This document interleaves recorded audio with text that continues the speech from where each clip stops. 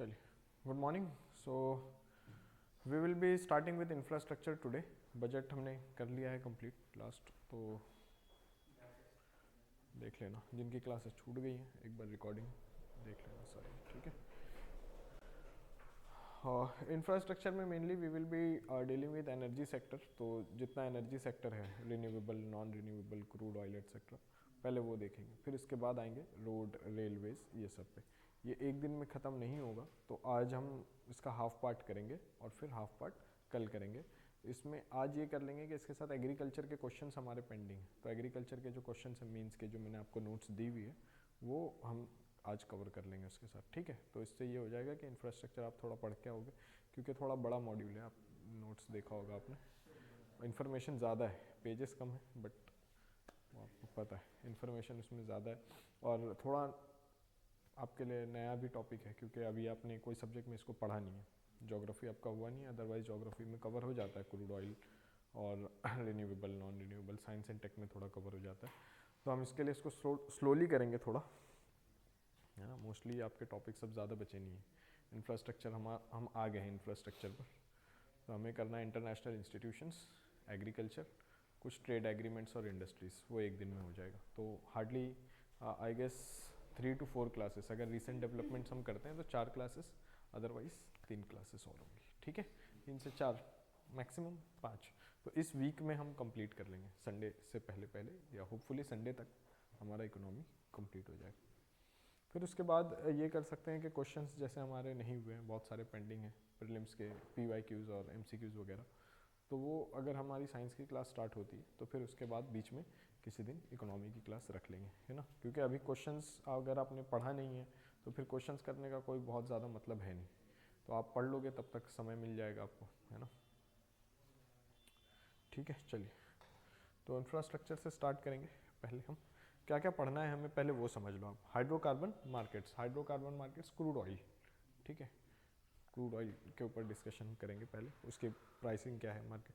फिर gas pricing, new exploration and licensing policy, HELP, NELP और HELP. जो पहला वाला है वो नेल्प है, new exploration and licensing policy, short में नेल्प। और दूसरा है HELP, hydrocarbon exploration and licensing policy, OALP भी बोलते हैं। अभी इसको डिटेल में डिस्कस करेंगे अंदर, तो समझ में आ जाएगा। कोल मार्केट पढ़ना है, रिन्यूएबल एनर्जी पढ़ना है, solar, wind, hydro, nuclear and shale gases, electricity. ये यहाँ से ये दूसरा पार्ट है, ये ऊपर तक का पहला पार्ट है, रिन्यूएबल एनर्जी एटसेट्रा। फिर सेकंड पार्ट स्टार्ट हो रहा है इलेक्ट्रिसिटी से, electricity, transportation, communication and urban infrastructure. देखा होगा ना आपने, ये हमने पढ़ा था ह्यूमन इंक्लूसिव डेवलपमेंट में, इंक्लूसिव ग्रोथ में। इलेक्ट्रिसिटी में प्रॉब्लम्स क्या हैं, चैलेंजेस क्या हैं सेक्टर्स के, steps by government, future step नहीं, फर्दर स्टेप्स है वो, फर्दर स्टेप्स, और क्या गवर्नमेंट इसको बेटर बनाने के लिए और क्या कर सकती है ना, फर्दर स्टेप्स। ट्रांसपोर्टेशन में रोड्स हैं, रेलवेज हैं, पोर्ट्स हैं, पोर्ट्स इंक्लूडिंग वाटरवेज भी पढ़ेंगे उसी में, एविएशन है, कम्युनिकेशन है। कम्युनिकेशन में मतलब यहाँ हम टेक्निकल एस्पेक्ट नहीं डिस्कस कर रहे, यहाँ पर इकोनॉमिक प्रॉब्लम्स, इसकी economic problems of telecom sector, urban infrastructure, smart cities, AMRUT housing programme etcetera.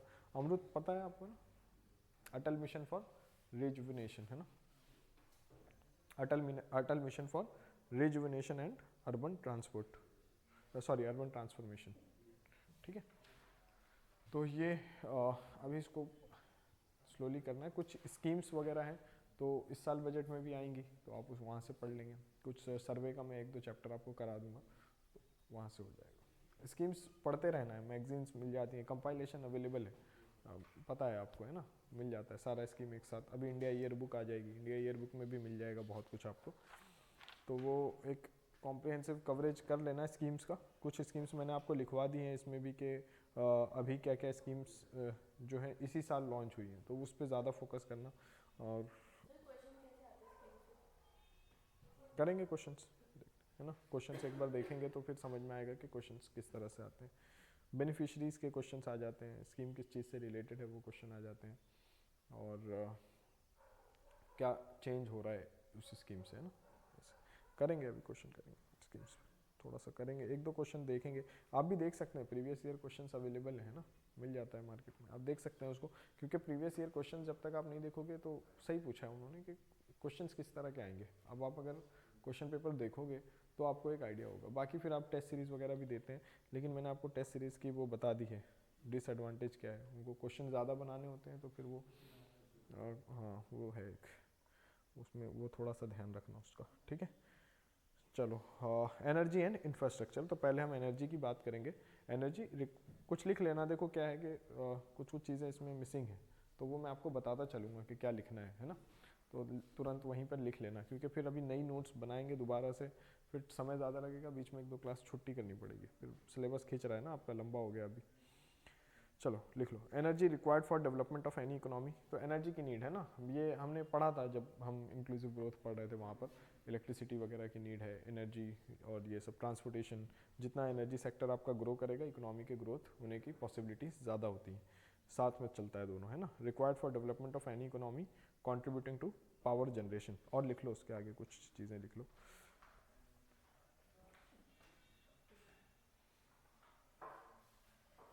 Power generation, hence more power reaches to the people, hence more power reaches to the people, more power reaches to the people, this allows them to indulge into, this allows them to indulge into economically productive activities, economically productive activities,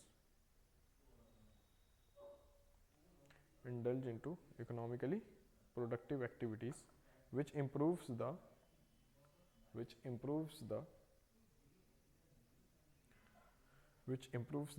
overall economic condition of the people, which improves the overall economic condition of the people,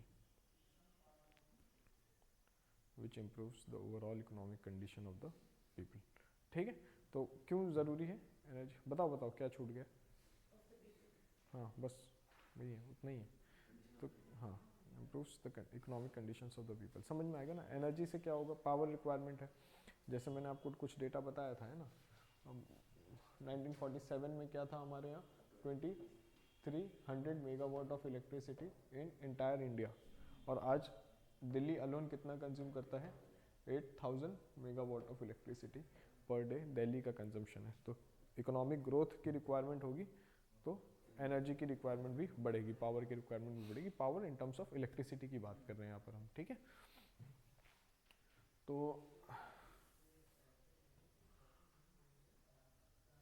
ठीक है, चलो आते हैं non renewable sources पहले पढ़ेंगे। तो petrol, diesel, air turbine fuel, ETF जो है एयर टरबाइन फ्यूल है, नैप्था, केरोसिन एंड एलपीजी, ये इस पर डिस्कस करेंगे अभी पहले थोड़ा। ये 6 हाइड्रोकार्बन्स हैं, ठीक है, ये 6 हाइड्रोकार्बन्स एक साथ पहले इनके प्राइसिंग गवर्न होते थे, ये जो 6 हाइड्रोकार्बन्स लिखे हुए हैं ना, एक साथ इनके प्राइसेस गवर्न होते थे, और ये एडमिनिस्ट्रेड प्राइस मैकेनिज्म पे चलता था, सरकार तय करती थी कि क्या प्राइसेस तय करने हैं, कितना टैक्स लगाना है, कितनी सब्सिडी देनी है। अभी मैं क्रॉस सब्सिडी का कॉन्सेप्ट इसमें समझा रहा हूँ आपको। तो ये प्राइसेस गवर्न करती थी गवर्नमेंट, लेकिन धीरे धीरे गवर्नमेंट को लगा कि इसके प्राइस को एडमिनिस्टर करना, गवर्नमेंट अगर इसको एडमिनिस्टर करती है तो बहुत ज़्यादा लॉसेस बेयर कर रही है, तो गवर्नमेंट ने क्या किया, इसको मार्केट बेस पे छोड़ दिया।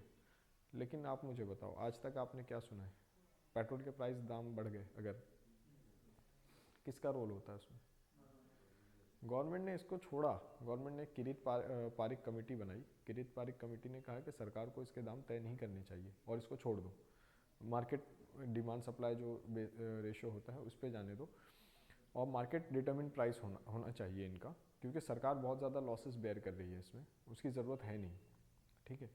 लेकिन फिर क्या हुआ, आज भी गवर्नमेंट ने इसको छोड़ा नहीं है, गवर्नमेंट ने रिपोर्ट एक्सेप्ट कर ली, गवर्नमेंट ने कहा ठीक है हम इसको मार्केट डिटरमिन प्राइस पे छोड़ देंगे, बट गवर्नमेंट आज भी इंटरवेंशन करती है, for example with subsidy and with taxes.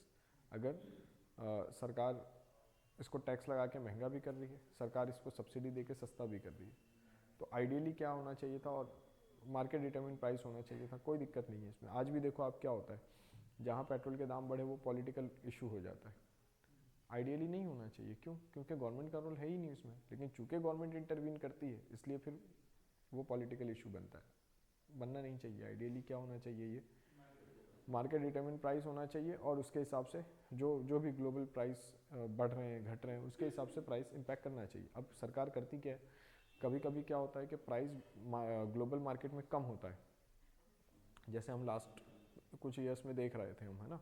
तो लास्ट कुछ ईयर्स में क्या हुआ है, कम हुआ है, लेकिन सरकार ने यहाँ टैक्स लगा के महंगा कर रखा है ना। दूसरा सरकार ये करती है कि अगर महंगा है तो सरकार एक और स्टेप ले सकती है जिसको पॉपुलिस्ट मेजर हम बोलते हैं। पॉपुलिस्ट मेजर क्या होता है कि सरकार ने क्या किया है कि प्राइस बढ़े हुए हैं ग्लोबल मार्केट में, लेकिन चूंकि इलेक्शन ईयर है तो गवर्नमेंट ने क्या किया, सब्सिडी दे दी। ये भी नहीं करना चाहिए। जो प्राइसेस हैं आप उसी प्राइसेस को अगर कैरी करोगे अपने यहाँ भी, तो जो यूज़र्स हैं, जो कंज्यूमर्स हैं, वो अपने बिहेवियर को एडजस्ट करेंगे। अगर बहुत महंगा हो जाता है तो लोग एडजस्ट करेंगे। इलेक्ट्रिसिटी में भी यही होता है ना, क्या है, अभी देखो सर्दियों का मौसम है, लोग क्या करते हैं, जहाँ पर बिजली का बिल नहीं देना है वहाँ दिन रात हीटर चलता है, 24 घंटे हीटर चलता है, ज़रूरत नहीं है आइडियली। तो अगर आप उनको चार्ज करोगे, इलेक्ट्रिसिटी फ्री नहीं करोगे, चार्ज करोगे, तो रिस्पॉन्सिबल बिहेवियर होगा। जितनी ज़रूरत है उतना नीड होगा, क्योंकि एनर्जी के प्रोडक्शन में बहुत ज़्यादा प्रोसेस इन्वॉल्व है ना, बहुत बड़ा प्रोसेस इन्वॉल्व है। Coal based thermal power plants हैं, एनर्जी जनरेशन है, एनर्जी ट्रांसमिशन है, डिस्ट्रीब्यूशन है, तो ये सारा एक बड़ा प्रोसेस होता है। गवर्नमेंट क्या करती है, गवर्नमेंट इसको, जिस भी चीज़ को आप अगर ऐसा करोगे कि ये फ्री अवेलेबल है, हाईली हेवीली सब्सिडाइज्ड है, तो फिर रिस्पॉन्सिबल बिहेवियर नहीं होगा कंज्यूमर का, है ना। तो इन चीज़ों पे इस तरह करना चाहिए, बहुत सब्सिडी बहुत ज़्यादा देनी नहीं चाहिए, क्योंकि ये हमारे यहाँ है नहीं। सबसे बड़ी चीज़ कि जो हाइड्रोकार्बन से हमारे यहाँ नहीं होता ये, है ना, ये हमें परचेज़ करना पड़ता है ना, हम परचेज़ करते हैं। तो अगर हम परचेज़ कर रहे हैं तो एनी हाउ हमें हमारा फॉरेक्स तो जा रहा है ना, तो इसमें अगर हम सब्सिडाइज़ कर रहे हैं तो हम किस चीज़ को इनकरेज कर रहे हैं कि भाई आप ज़्यादा यूज़ करो। ज़्यादा यूज़ क्यों करो, अगर जितनी आपकी रिक्वायरमेंट है उतना यूज़ करो। अगर महंगा हो जाएगा तो आप अपने बिहेवियर को एडजस्ट करेंगे ना। हाँ, पहले क्या होता, आज देखो, आज जो पेट्रोल डीजल के प्राइसेस हैं ये रोज़ रिवाइज होते हैं, एवरी डे आप देखोगे इंडिकेटर लगा होता है, आज का ये दाम है, रोज़ का प्राइस होता है। पहले ऐसा होता था सरकार 15-15 दिन में चेंज करती थी। फिर क्या होता था, अखबार में आ जाता था कि कल से प्राइस का दाम बढ़ने वाला है, सॉरी ऑयल प्राइसेस कल से बढ़ने वाले हैं। तो क्या होता था, शाम में पूरी लाइन लगी रहती थी। अब कितना पैसा बचेगा उससे। आइडियली अगर मान लो 4 रुपये 5 रुपये महंगा भी होता है तो आप कितना पेट्रोल भराओगे, लेकिन उसके लिए पूरी लाइन लगा देते थे। तो इस तरह होता है। ठीक है, चलो इसको पढ़ लेते हैं थोड़ा सा, एग्जाम पॉइंट ऑफ व्यू से क्या क्या चीज़ें इंपॉर्टेंट है तो सारा मैं बता देता हूँ आपको अभी, है ना। Non renewable sources of energy पहले पढ़ेंगे। तो 2001 तक क्या हो रहा था, petrol, diesel, air turbine fuel, naphtha, kerosene, LPG, ये सब के दाम सरकार तय करती थी। 6 hydrocarbons that were produced and sold in India entirely under PSU. PSU पता है ना, पब्लिक सेक्टर अंडरटेकिंग, सरकार की कंपनी है। हाँ, हाइड्रोकार्बन सेक्टर में अब इसमें ना नाम दे दिया है हमने, सेक्टर को डिवाइड कर दिया है अपस्ट्रीम, मिड स्ट्रीम और डाउन स्ट्रीम। ठीक है, अपस्ट्रीम में कौन है, अपस्ट्रीम में वो फर्म्स हैं, वो काम है जो एक्सप्लोरेशन करते हैं और प्रोडक्शन करते हैं। ठीक है, निकाला जो है ना, जैसे ओएनजीसी है ना, ओएनजीसी है, गेल है, gas authority of India limited, है ना। तो ये सारी कंपनीज क्या है, अपस्ट्रीम में काम कर रही हैं। अपस्ट्रीम में मतलब क्या है, इनका प्रोडक्शन का काम है। ये जो ऑयल वेल्स हैं वहाँ से ऑयल का एक्सप्लोरेशन कर रहे हैं, जहाँ पे गैसेस हैं वहाँ से गैस को एक्सट्रैक्ट कर रहे हैं, ये सारा काम कर रहे हैं। इसको क्या बोलते हैं, अपस्ट्रीम। अपस्ट्रीम का क्या मतलब है, प्रोडक्शन जहाँ हो रहा है ना, जहाँ पे एक्सप्लोरेशन हो रहा है। फिर इसके बाद इनको रिफाइन करते हैं, तो रिफाइनरीज को मिड स्ट्रीम फॉर्म्स बोलते हैं इसमें। ठीक है, गुजरात की रिफाइनरीज हैं, महाराष्ट्र की रिफाइनरीज हैं ना, जामनगर वगैरह। तो रिफाइनरीज किस में आती हैं, मिड स्ट्रीम में आती हैं। रिफाइनरीज मिड स्ट्रीम में आती हैं। और डाउन स्ट्रीम में क्या आता है, इसका डिस्ट्रीब्यूशन। ठीक है, डाउन स्ट्रीम में क्या आता है, marketing, there is distribution. Distribution कहाँ पर आएगा, डाउन स्ट्रीम में। तो अगर ये जो ऑयल एंड रिफाइनरीज सेक्टर है, इसको हम, इसकी फर्म्स को 3 हेड्स में क्लासीफाई करते हैं। और एक है अपस्ट्रीम, एक है मिड स्ट्रीम और एक है डाउन स्ट्रीम। अपस्ट्रीम में क्या होगा, अपस्ट्रीम में होगा exploration and production, mid stream में क्या होगा, रिफाइनरीज, और मार्केटिंग होगा। ठीक है, अच्छा एक चीज़ और समझना, तीनों इंटरडिपेंडेंट नहीं है भी और नहीं भी है। In some cases they are dependent on each other, in some cases they are not.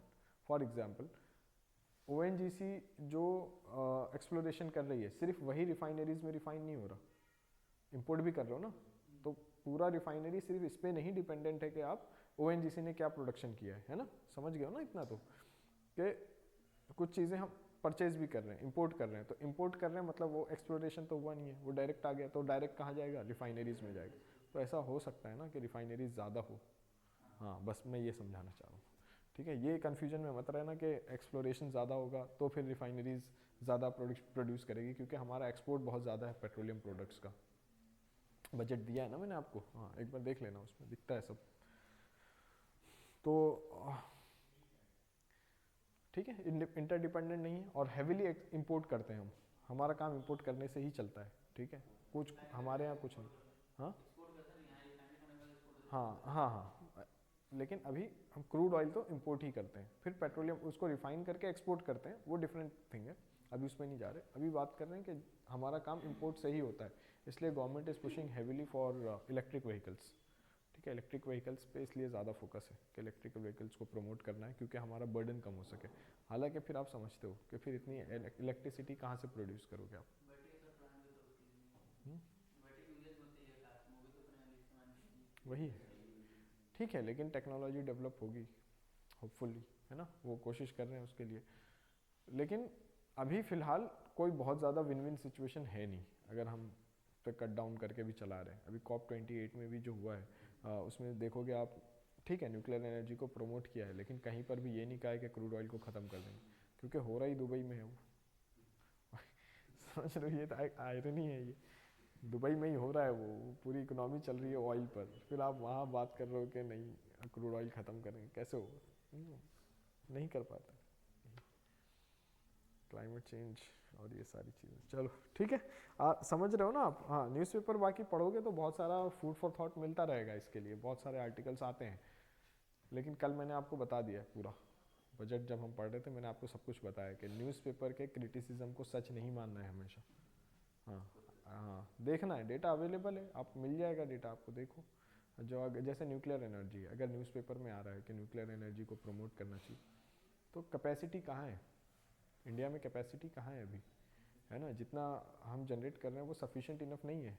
We can not shut down our coal based thermal power plants, the reason is कि हमारी एनर्जी नीड्स इतनी ज़्यादा है कि अगर हम coal based thermal power plants बंद कर दें तो हमारे पास ऑल्टरनेटिव सोर्सेस नहीं है ना।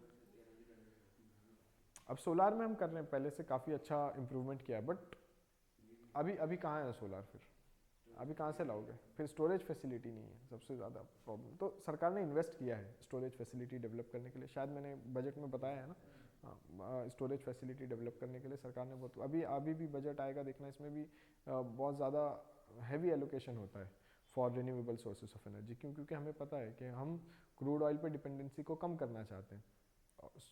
ऑप्शंस क्या हैं फिर, न्यूक्लियर एनर्जी के लिए तो टेक्नोलॉजी चाहिए और हैवी इन्वेस्टमेंट है in comparison to renewable energy, renewable energy में बहुत हैवी इन्वेस्टमेंट नहीं है, और अब तो चीज़ें हो भी गई हैं ना, जो बोलते हैं क्या, कॉम्पिटिटिव प्राइसेस, पहले आप सोलार बेस्ड पावर प्लांट से जनरेट करते थे 6 रुपीज़ पर किलोवाट आवर, जो पर यूनिट होता है वो, उसकी जनरेशन कॉस्ट होती थी 6 रुपीज़, अब तो वो आ गया है 2.5 to 3 रुपीज़, विंड में भी ऐसे ही था 7-8 रुपीज़ में जनरेशन कॉस्ट थी ये, मतलब समझ रहे हो, आपको मिलने तक ये 12-13 रुपये हो जाएगी आइडियली, लेकिन फिर इसको क्या, आज आप विंड भी देखोगे तो विंड भी 3-4 रुपीज़ के बीच में हो गया है ना, तो इसका ये मतलब है कि कॉम्पिटिटिव तो है बट सस्टेनेबल कितना है वो अभी क्वेश्चन है, तो इसलिए आप देखोगे सोलार की जहाँ बात करते हैं तो सोलार विंड हाइब्रिड की बात करते हैं कि ठीक है, अगर सन नहीं है तो एटलीस्ट विंड चल रही है तो विंड पावर से कुछ जनरेशन हो जाएगा,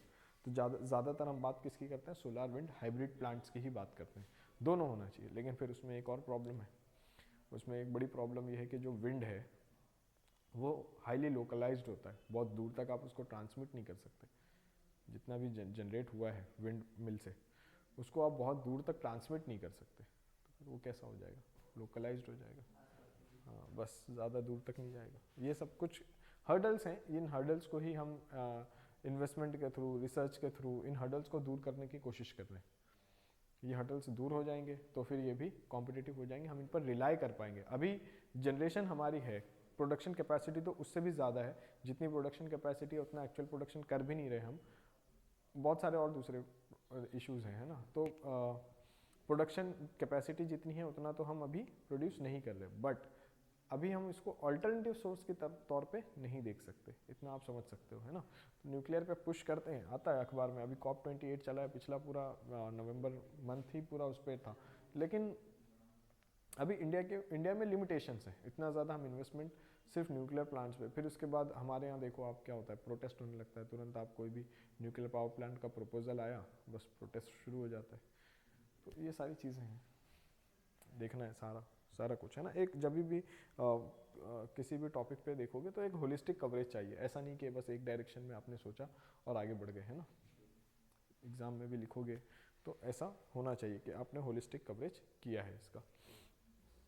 चलिए, तो सरकार क्या करती थी, दो कैटेगरी में बांट दिया था इनको, ठीक है। ये जो 6 हाइड्रोकार्बन्स हैं इनको 2 कैटेगरी में बांट दिया, पेट्रोल डीजल और एयर टर्बाइन फ्यूल अलग, और नैप्था केरोसिन और एलपीजी अलग, है ना। और सरकार ने क्या किया, इसको हेविली टैक्स करते थे, डेलिबरेटली प्राइस्ड हायर, किसको, ये 3 चीज़ें, पेट्रोल डीजल और एयर टर्बाइन फ्यूल, और उस पे जो टैक्स लगाते थे उससे सब्सिडी देते थे नैप्था केरोसिन और एलपीजी पे। आई बात समझ। तो ये क्या होता था, हाईली सब्सिडाइज, इसी को बोलते हैं क्रॉस सब्सिडी। जब आप एक सेम ग्रुप ऑफ कमोडिटी में से एक ग्रुप है, उसी में कुछ कमोडिटी पे आपने टैक्स ज़्यादा लगाया और कुछ कमोडिटी पे आपने क्या दिया, सब्सिडी दी, इसी को बोलते हैं क्रॉस सब्सिडी। तो देखा होगा आपने, पहले पीडीएस शॉप जो होते थे वहाँ पे केरोसिन ही मिलता था, पीडीएस शॉप होता ही था केरोसिन बेचने के लिए। अब कहाँ मिलता है, कहाँ देख लिया आपने, दिला देना अगर मिलता हो तो। केरोसिन नहीं मिलता अब कहीं, इसरो ने उसको यूज़ कर लिया, क्रायोजेनिक फ्यूल हो गया है वो, क्या बात कर रहे हो, नहीं मिलता अभी, है ना। क्या हो गया है वो, क्रायोजेनिक फ्यूल बना दिया इसरो ने, उससे उस केरोसिन को यूज़ किया है और उसको एक नया फ्यूल बना दिया, वो इसरो ने ही डेवलप किया है वो, ठीक है। तो अब आपको कहीं नहीं मिलेगा केरोसिन, हाँ मिलेगा ही नहीं। अब पीडीएस शॉप पे सिर्फ और सिर्फ फूड ग्रेन्स मिलता है। कब गए थे आप लास्ट टाइम, बचपन में गए होगे, इसलिए अब नहीं मिलता, पता करना एक बार, है ना। तो समझ गए ना। और केरोसिन क्यों मिलता था, क्योंकि वो हमारा कुकिंग फ्यूल था पहले, है ना, याद होगा आपने, स्टोव वगैरह देखा है कभी, हाँ हाँ। तो पहले वो इसलिए सब्सिडाइज था, है ना। अब उसकी ज़रूरत नहीं है, अब एलपीजी है ना, उज्ज्वला स्कीम, बीपीएल के लिए अलग स्कीम है, तो ये सारी चीज़ें हैं। तो अभी केरोसिन की ज़रूरत नहीं, और केरोसिन अब मिलेगा नहीं, है ना। हाँ वो सब डाइवर्ट हो गया, कुछ नहीं मिलता पहले की तरह, ज़रूरत भी नहीं है। चलो अच्छी बात है ना, स्टोव वगैरह की अब ज़रूरत नहीं है, गैस स्टोव होता है अब तो, ठीक है। चलो, till 2001 crude oil prices were very low in global market, तब तक तो हमने बहुत इंजॉय किया। 2001 तक क्रूड ऑयल प्राइसेस के दाम कम थे इंटरनेशनल मार्केट में, तो हमने क्या इंजॉय किया, हम हैविली टैक्स करते थे इधर, और इधर क्रॉस सब्सिडी देते थे, और लाइफ हमारी बहुत अच्छी चल रही थी। डिस्टर्बेंस कब आया, जब सेकंड जो आपकी वॉर है, gulf war, second gulf war, first gulf war याद होगी आपको 91 की, जो हमारा क्राइसिस हुआ, सेकंड गल्फ वॉर, फिर तो जब गल्फ वॉर होती है, हाँ, क्रूड ऑयल प्राइसेस बढ़ जाएंगे। तो यूएस इराक वॉर हुई, सेकंड गल्फ वॉर, और प्राइस बढ़ गए, है ना, price went up. So price rise हुआ, resulted in huge losses to the government. क्यों क्योंकि गवर्नमेंट क्या कर रही है, हाँ, वहाँ टैक्स लगा के यहाँ सब्सिडी दे रहे हैं, अब आपके ऊपर आपको बहुत ज़्यादा लॉसेस बेयर करने पड़े, क्योंकि पूरा प्राइस मैकेनिज्म क्या है, गवर्नमेंट एडमिनिस्ट्रेड, तो आप प्राइस के दाम कम नहीं कर सकते, क्योंकि गवर्नमेंट एडमिनिस्ट्रेड प्राइस है। तो अगर आप क्रूड ऑयल प्राइस, जो पेट्रोल डीजल के दाम है, अगर ये आप घटाते हो तो आप फिर इलेक्शन भी फेस करना है आपको, है ना। तो इससे क्या है कि सरकार, अगर देखो, अगर मार्केट डिटरमिन प्राइस होगा तो गवर्नमेंट को कोई इशू नहीं है, गवर्नमेंट को कोई लॉस नहीं बेयर करना है। लेकिन अगर ये मार्केट डिटरमिन प्राइस नहीं है, गवर्नमेंट एडमिनिस्ट्रेड प्राइस है, तो आप फिर 1 रुपया भी बढ़ाते हो तो इसका क्या मतलब है, सरकार ज्यादती कर रही है गरीबों के साथ, एटलीस्ट, है ना। गरीब ज़्यादा पेट्रोल यूज़ करता है ना, पता होगा आपको गरीब कितना पेट्रोल यूज़ करता है, सबसे ज़्यादा पेट्रोल तो गरीब यूज़ करते हैं। फॉर्चूनर, एंडीवर, ये सब गरीबों की गाड़ियाँ हैं, है ना। सो 2001, और एक और मैं आपको बताता हूँ, एक और डिस्कशन देखा होगा आपने, पेट्रोल के दाम बढ़ते हैं तो तुरंत आप देखोगे अखबार में या न्यूज़ चैनल्स में डिबेट होती है कि चूंकि पेट्रोल के दाम बढ़ रहे हैं इसलिए अब सब चीज़ों के दाम बढ़ जाएंगे, है ना। 6.7% है, 6.87 और 6.8, लेस देन 7%, इसका वेटेज है इन्फ्लेशन में, लेस देन 7%। पढ़ा, याद है ना, कंज्यूमर प्राइस इंडेक्स पढ़ा था, प्राइस इंडेक्स कैसे निकालते हैं, वेटेज असाइन करते हैं, कौन सी कमोडिटी कितना ज़्यादा यूज, तो लेस देन 7% है। आप मेरे को बताओ कैसे इन्फ्लेशन होगा उससे। अब ठीक है, वो आप बोलते हो, बोलने के लिए चीज़ें अलग हैं, लेकिन समझने के लिए फिर जब आप उसको, वही मैंने आपको बोला ना, जितना फिर ज़्यादा आप डेटा पे जाओगे तो आपको समझ में आएगा, इसलिए इकोनॉमिक्स कम समझ आती है।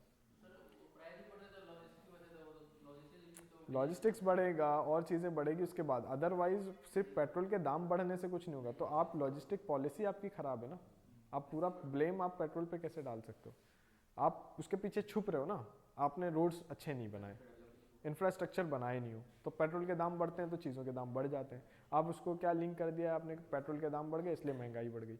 आपने इंफ्रास्ट्रक्चर डेवलप क्यों नहीं किया अब तक, आ रही है बात समझ में? ठीक है, तो ये सारे इश्यूज़ हैं। 6.8% के आसपास इन्फ्लेशन में वेटेज है इसका, उसके दाम बढ़ने से कितना बढ़ जाएगा, अनियन के प्राइस क्यों बढ़ जाएंगे, वेजिटेबल के प्राइस क्यों बढ़ जाएंगे, लेकिन बढ़ रहे इसलिए क्योंकि आपने इंफ्रास्ट्रक्चर नहीं बनाया, तो पेट्रोल का दाम डायरेक्टली इम्पैक्ट कर रहा है फिर, हालांकि हार्डली इम्पैक्ट करना चाहिए 7%, नहीं करता ना, उससे बहुत ज़्यादा करता है। ठीक है, so loss on oil pool account, oil pool account 80,000 crore के आसपास का लॉस हुआ सरकार को उस समय। ये ऑयल पूल अकाउंट क्या है कि ये जो 6 हाइड्रोकार्बन्स है ना, जो गवर्नमेंट एडमिनिस्ट्रेड प्राइस चल रहे थे जिस पर, इन्हीं के लिए सरकार बनाती थी ऑयल पूल। ठीक है, ऑयल पूल अकाउंट, उसमें सरकार फिर जो भी सब्सिडी देनी होती थी सरकार उसमें देती थी, है ना। सो ऑयल पूल अकाउंट कैसे बनता था, मतलब जो भी सरकार को इस पर, उस अकाउंट पे प्रॉफिट हो रहा है या लॉस हो रहा है, वो देखते थे हम रेवेन्यू और कॉस्ट से। बेच के जितना पैसा आया वो रेवेन्यू है, और जितना पैसा खरीदने में लगा वो कॉस्ट है। ठीक है, तो सरकार उसका प्रॉफिट और लॉस कैसे डिसाइड करती थी, रेवेन्यू माइनस कॉस्ट। जितना सरकार के पास पैसा आया सारी चीज़ों को बेच के, ये छः के 6 हाइड्रोकार्बन बेच के जितना पैसा आया वो सरकार का रेवेन्यू है, और खरीदने में जितना पैसा लगा, एक्सप्लोरेशन में जितना पैसा लगा वो उसकी कॉस्ट है। तो सरकार क्या बताती थी, इसका या तो प्रॉफिट या तो लॉस, किसका, ऑयल पूल अकाउंट का। ये ऑयल पूल अकाउंट किसके लिए था, 6 हाइड्रोकार्बन्स के लिए, जो अभी हमने देखा है। अच्छा, फिर इसमें लॉस कितना हुआ, 80,000 करोड़। अब 80,000 crore is a significant loss, physical deficit बढ़ जाएगा आपका, है ना। तो गवर्नमेंट ने क्या किया, कमिटी अपॉइंट की, है ना। कमिटी ने 2004 में रिपोर्ट सबमिट की, 2002 में आई गेस कमिटी, हाँ 2001 गवर्नमेंट को रियलाइज हुआ कि political decision to increase oil price in India is difficult, है ना। अगर ऑयल प्राइस बढ़ाते हैं तो सरकार गिरने के चांसेस हो जाते हैं। So it is important that government stop administering price of hydrocarbons in India. तो 2002 में गवर्नमेंट ने अपॉइंट किया किरित पारिक कमेटी। ठीक है, 2004 में इन्होंने रिपोर्ट सबमिट की, Kirit Parikh committee in 2002 for purpose of deregulating hydrocarbon price in India. तो इनको अपॉइंट किया, ये कमेटी बनाई कि आप बताओ कि कैसे करना है, डी रेगुलेट करना है, क्या ये बेटर डिसीजन होगा, और अगर करना है तो किस तरह से करना है ना। इसके लिए कमेटी बनाई, कमेटी ने अपनी 2004 में रिपोर्ट सबमिट की, सरकार ने रिपोर्ट एक्सेप्ट भी कर ली, लेकिन सरकार ने उसको पूरी तरह से इम्प्लीमेंट नहीं किया, और उसमें अभी भी इंटरवीन करते रहते हैं, आज भी करते हैं। ठीक है, इसलिए पॉलिटिकल इशू बन जाता है वो। चलो, तो क्या क्या बताया कमेटी ने, report submitted in 2004, 3 steps suggestion of Kirit Parikh committee for hydrocarbon prices. Number 1, remove oil pool account. पहली बात तो ये क्या है, ये 6 हाइड्रोकार्बन को साथ में क्यों बेचना है, तो खत्म करो ये ऑयल पूल अकाउंट, और 6 के 6 हाइड्रोकार्बन जो है उनको इंडिविजुअली बेचो, अलग अलग, सब, कोई क्रॉस सब्सिडी की जरूरत नहीं है, इसको टैक्स करके इसको सब्सिडाइज करने की जरूरत नहीं है। ठीक है, सब डीरेगुलेट कर दो, ऑयल पूल अकाउंट ही खत्म करो, कोई जरूरत नहीं है 6 के 6 को कंबाइन करने की, सबको इंडिविजुअली सेल करना है। ठीक है, सो पहली चीज़ ये है, remove oil pooling account, don't club, है ना। ठीक है, administering price mechanism, administered price mechanism को खत्म करो। पूरा प्राइस किससे डिटरमिंड होगा, मार्केट फोर्सेस से, तो मार्केट डिटरमिन प्राइसेस होने चाहिए, एडमिनिस्ट्रेड प्राइस खत्म होगा। और ये ऑयल पूल अकाउंट, अब जब मार्केट डिटरमिन जाएंगे तो ऑयल पूल अकाउंट की जरूरत ही नहीं है ना। ऑयल पूल अकाउंट की कब जरूरत है, जब आप उसको प्राइसेस तय कर रहे हो, दाम आप तय कर रहे हो तब है, आप नहीं तय कर रहे प्राइसेस, तो फिर allow private sector companies in upstream, अब समझते हो आप अपस्ट्रीम क्या है, हाँ, mid stream and down stream functions and create competition in the market. क्योंकि पीएसयूज के अंडर में था तो कंपटीशन नहीं था, तो जो प्राइसेस आप तय करोगे वही प्राइसेस पे बिकेगा। कम तय करो कम पे, ज़्यादा तय करो ज़्यादा पे। तो अगर कंपटीशन लाते हो तो लोग अपनी कैपेसिटी बेटर करते हैं। कंपटीशन का क्या मतलब है, आपको दाम कम रखने हैं। दाम कम रखने मतलब क्या है, प्रोसेस को इफिशिएंट बनाना पड़ेगा, यही बात है ना। हाँ so allow private sector companies in upstream, midstream and downstream functions and create competition in the market. Make crude oil available to all firms at import parity pricing to make competition better. अब import parity pricing का क्या मतलब है, देखो अभी पूरा business कौन संभाल रहा है, PSUs। अब सरकार क्या लाएगी, प्राइवेट कंपटीशन लाने वाली है। अब सरकार अगर प्राइवेट कंपटीशन ला रही है तो जो प्राइस पे PSUs को मिल रहा है वही प्राइस पे किसको मिलना चाहिए, प्राइवेट को। अदरवाइज क्या होगा, अगर PSUs को कम दाम में मिलेगा तो PSUs का बिकेगा, प्राइवेट का नहीं बिकेगा। तो फिर प्राइवेट प्लेयर रहेंगे क्यों मार्केट में। प्राइवेट प्लेयर का मुद्दा क्या है, टू मेक प्रॉफिट। उसका तो काम नहीं है ना वेलफेयर और ये सारी चीज़ें, वो तो गवर्नमेंट का काम है। तो और गवर्नमेंट किसके लिए, गवर्नेंस के लिए, बिजनेस के लिए तो है नहीं। तो अब इशू क्या है कि इसलिए गवर्नमेंट कमेटी ने क्या सजेशन दिया, रिकमेंड किया कि आप इंपोर्ट पैरिटी प्राइसिंग करोगे। मतलब इंपोर्ट करोगे, सारे फर्म्स को वही दाम मिलेगा, उसी दाम में मिलेगा। मतलब इनपुट कॉस्ट सबकी सेम होगी। आप फिर उसको किस तरह आगे प्रोसेस कर रहे हो वो आपका लुकआउट है। प्राइवेट फर्म किस तरह प्रोसेस कर रही है, PSUs किस तरह प्रोसेस कर रही है। आ रही है बात समझ। शिप से जब आता है आपका क्रूड ऑयल तो उससे 22 डिफरेंट प्रोडक्ट्स बनते हैं, ठीक है। उसमें से सबसे सिंपल अगर आप बताऊं तो रबर टायर, जो रबर बनता है ना, अभी जो सिंथेटिक रबर की हमने बात की थी ज्योग्राफी पढ़ते समय कि वो नेचुरल रबर अभी ख़त्म हो गया मार्केट से, वो रबर जो सिंथेटिक रबर है वो क्रूड ऑयल से बनता है। तो 22 डिफरेंट प्रोडक्ट्स बनते हैं उसके, पेट्रोलियम प्रोडक्ट्स। इसलिए हमारा जो है एक्सपोर्ट्स ज़्यादा है क्योंकि हम सारे प्रोडक्ट्स बनाते हैं, हमारे यहाँ सारे सब कुछ बनता है, ठीक है, एक बार आ गया तो। और देखा होगा आपने ना वीडियोस वगैरह में, देखा होगा कि किस तरह क्रूड ऑयल आता है, क्या कंडीशन होती है। देख देख के ऐसा लगेगा क्या है ये, ऐसा लगेगा कि वो मड भेज दिया है ना, बारिश में कीचड़ जमा हुआ है, वो कीचड़ भेज दिया है। लेकिन आप देखो उससे सबसे ज़्यादा एक्सपोर्ट करते हैं पेट्रोलियम प्रोडक्ट्स, तो उससे बहुत सारे डिफरेंट प्रोडक्ट्स बनते हैं, 22 डिफरेंट प्रोडक्ट्स बनते हैं। तो अब कोई भी कुछ भी बनाए उससे हमें क्या करना है, सबको इंपोर्ट पैरिटी प्राइसिंग पे अवेलेबल करवाना है। इंपोर्ट पैरिटी प्राइसिंग समझ गए कि जितना भी इंपोर्ट होगा वो सबको सेम प्राइस पे मिलेगा, चाहे वो प्राइवेट प्लेयर है चाहे वो PSUs है, ठीक है। ये इंपोर्ट पैरिटी प्राइसिंग। और इंपोर्ट पैरिटी प्राइसिंग आप तय कैसे करोगे, ग्लोबल प्राइस क्या है क्रूड ऑयल का, नंबर 1 वो, इसको बोलते हैं free on board price. Free कुछ नहीं होता इसमें, ऑन बोर्ड प्राइसिंग है ये। फ्री ऑन बोर्ड प्राइसिंग बोलते हैं FOB प्राइस। कुछ भी चीज़, ये तो हाइड्रोकार्बन्स पढ़ रहे हैं हम, अदरवाइज कुछ भी चीज़ आप बाहर से जब खरीदते हो तो उसको बोलते हैं free on board price. Free on board price का मतलब है आपने खरीदा, आपने परचेस किया, शिप पर लोड करने तक की सारी सर्विसेज उसमें फ्री होती हैं। ये है फ्री ऑन बोर्ड प्राइस। मतलब जो दाम तय कर दिया आपने, अब जो आपका सेलर है उसका काम ये है कि शिप पर वो लोड करवा देगा, लॉजिस्टिक्स आपको बेयर करना है, वो शिप पर लोड करवा देगा फिर, हाँ ठीक है। तो लोडिंग तक का काम सेलर करता है, इसको हम क्या बोलते हैं, free on board price. Clear है ये, है ना। चलो ठीक है, गुड। तो पहली चीज़ कैसे तय होगा इंपोर्ट पैरिटी प्राइसिंग, पहली चीज़ जो ग्लोबल प्राइसिंग है उसकी वो, number 2 cost of freight that is transportation cost, और तीसरा है कॉस्ट ऑफ इंश्योरेंस। क्या होता है कि शिप कभी टकरा जाते हैं, है ना, ऑयल स्पिल हो जाता है, ऑयल लॉस हो जाता है, या फिर शिप डूब गए या कुछ भी हो गया इस तरह का, तो उसके लिए क्या होता है, इंश्योरेंस लिया जाता है उसका, और इंश्योरेंस का प्रीमियम देना पड़ता है। वो कौन देगा, जो बायर है वो देगा, सेलर नहीं देगा, क्योंकि आप इंश्योर करवा रहे हो ना।